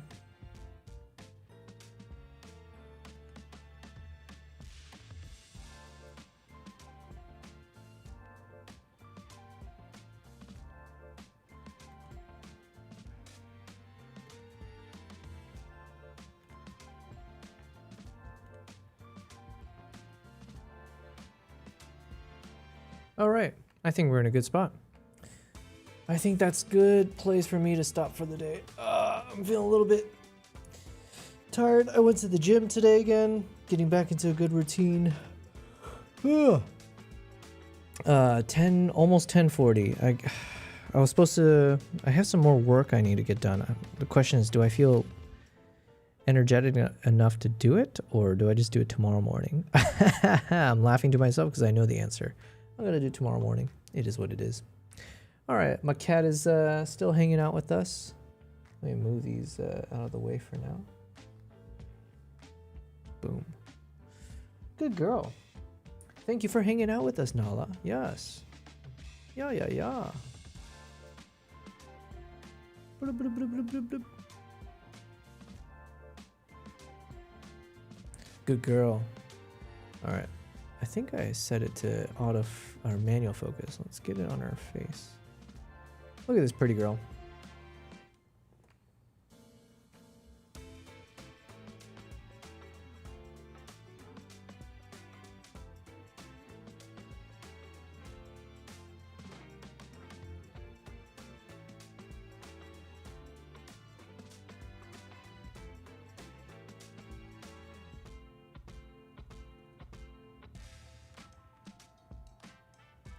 Good girl. Yeah. Oh, one thing I should set up, or I'll set up eventually, is if people do like donations, not the or whatever with the Twitch points and stuff, where I can set up my ASMR shotgun mic, and we'll set it up so if someone does that donation, we get like 30 seconds or 1 minute of me attempting to get that clean ASMR purring sound of my cats. So we'll figure it out next time. All right, I'm in a good spot. Thank you guys. So we got some good editing done. I think I got to like 1.5 days worth of my Uganda trip. In terms of the color grading, I need to now export these guys and then figure out what to do with it. Working on some videos behind the scenes. Just remember, guys, I have launched my latest video on YouTube. I hope you guys check it out. It's pinned on all the chats. Tell me your thoughts. Leave a comment. All of it helps me tremendously when it comes to building up my YouTube channel. And that is the biggest goal for me, is to make sure my YouTube channel is a proper full-time income source, as well as inspiration source for like what I can do with my life and the directions it can take me. So I do appreciate any little bit of whatever you guys do to help me on that journey, including watching these live streams as we edit and figure out how to create more content. So anyways, anything else I need to say? I don't think so. If you're watching on YouTube, Twitch, or Kick, I appreciate wherever you've been hopping in. And I will be back tomorrow on Friday, and we'll do another stream, probably, let's call it 3 to 5 hours, somewhere in that range. I think that's been the most reasonable for me to balance my workload. Yeah, balance my workload off screen and then on stream. Cool. All right.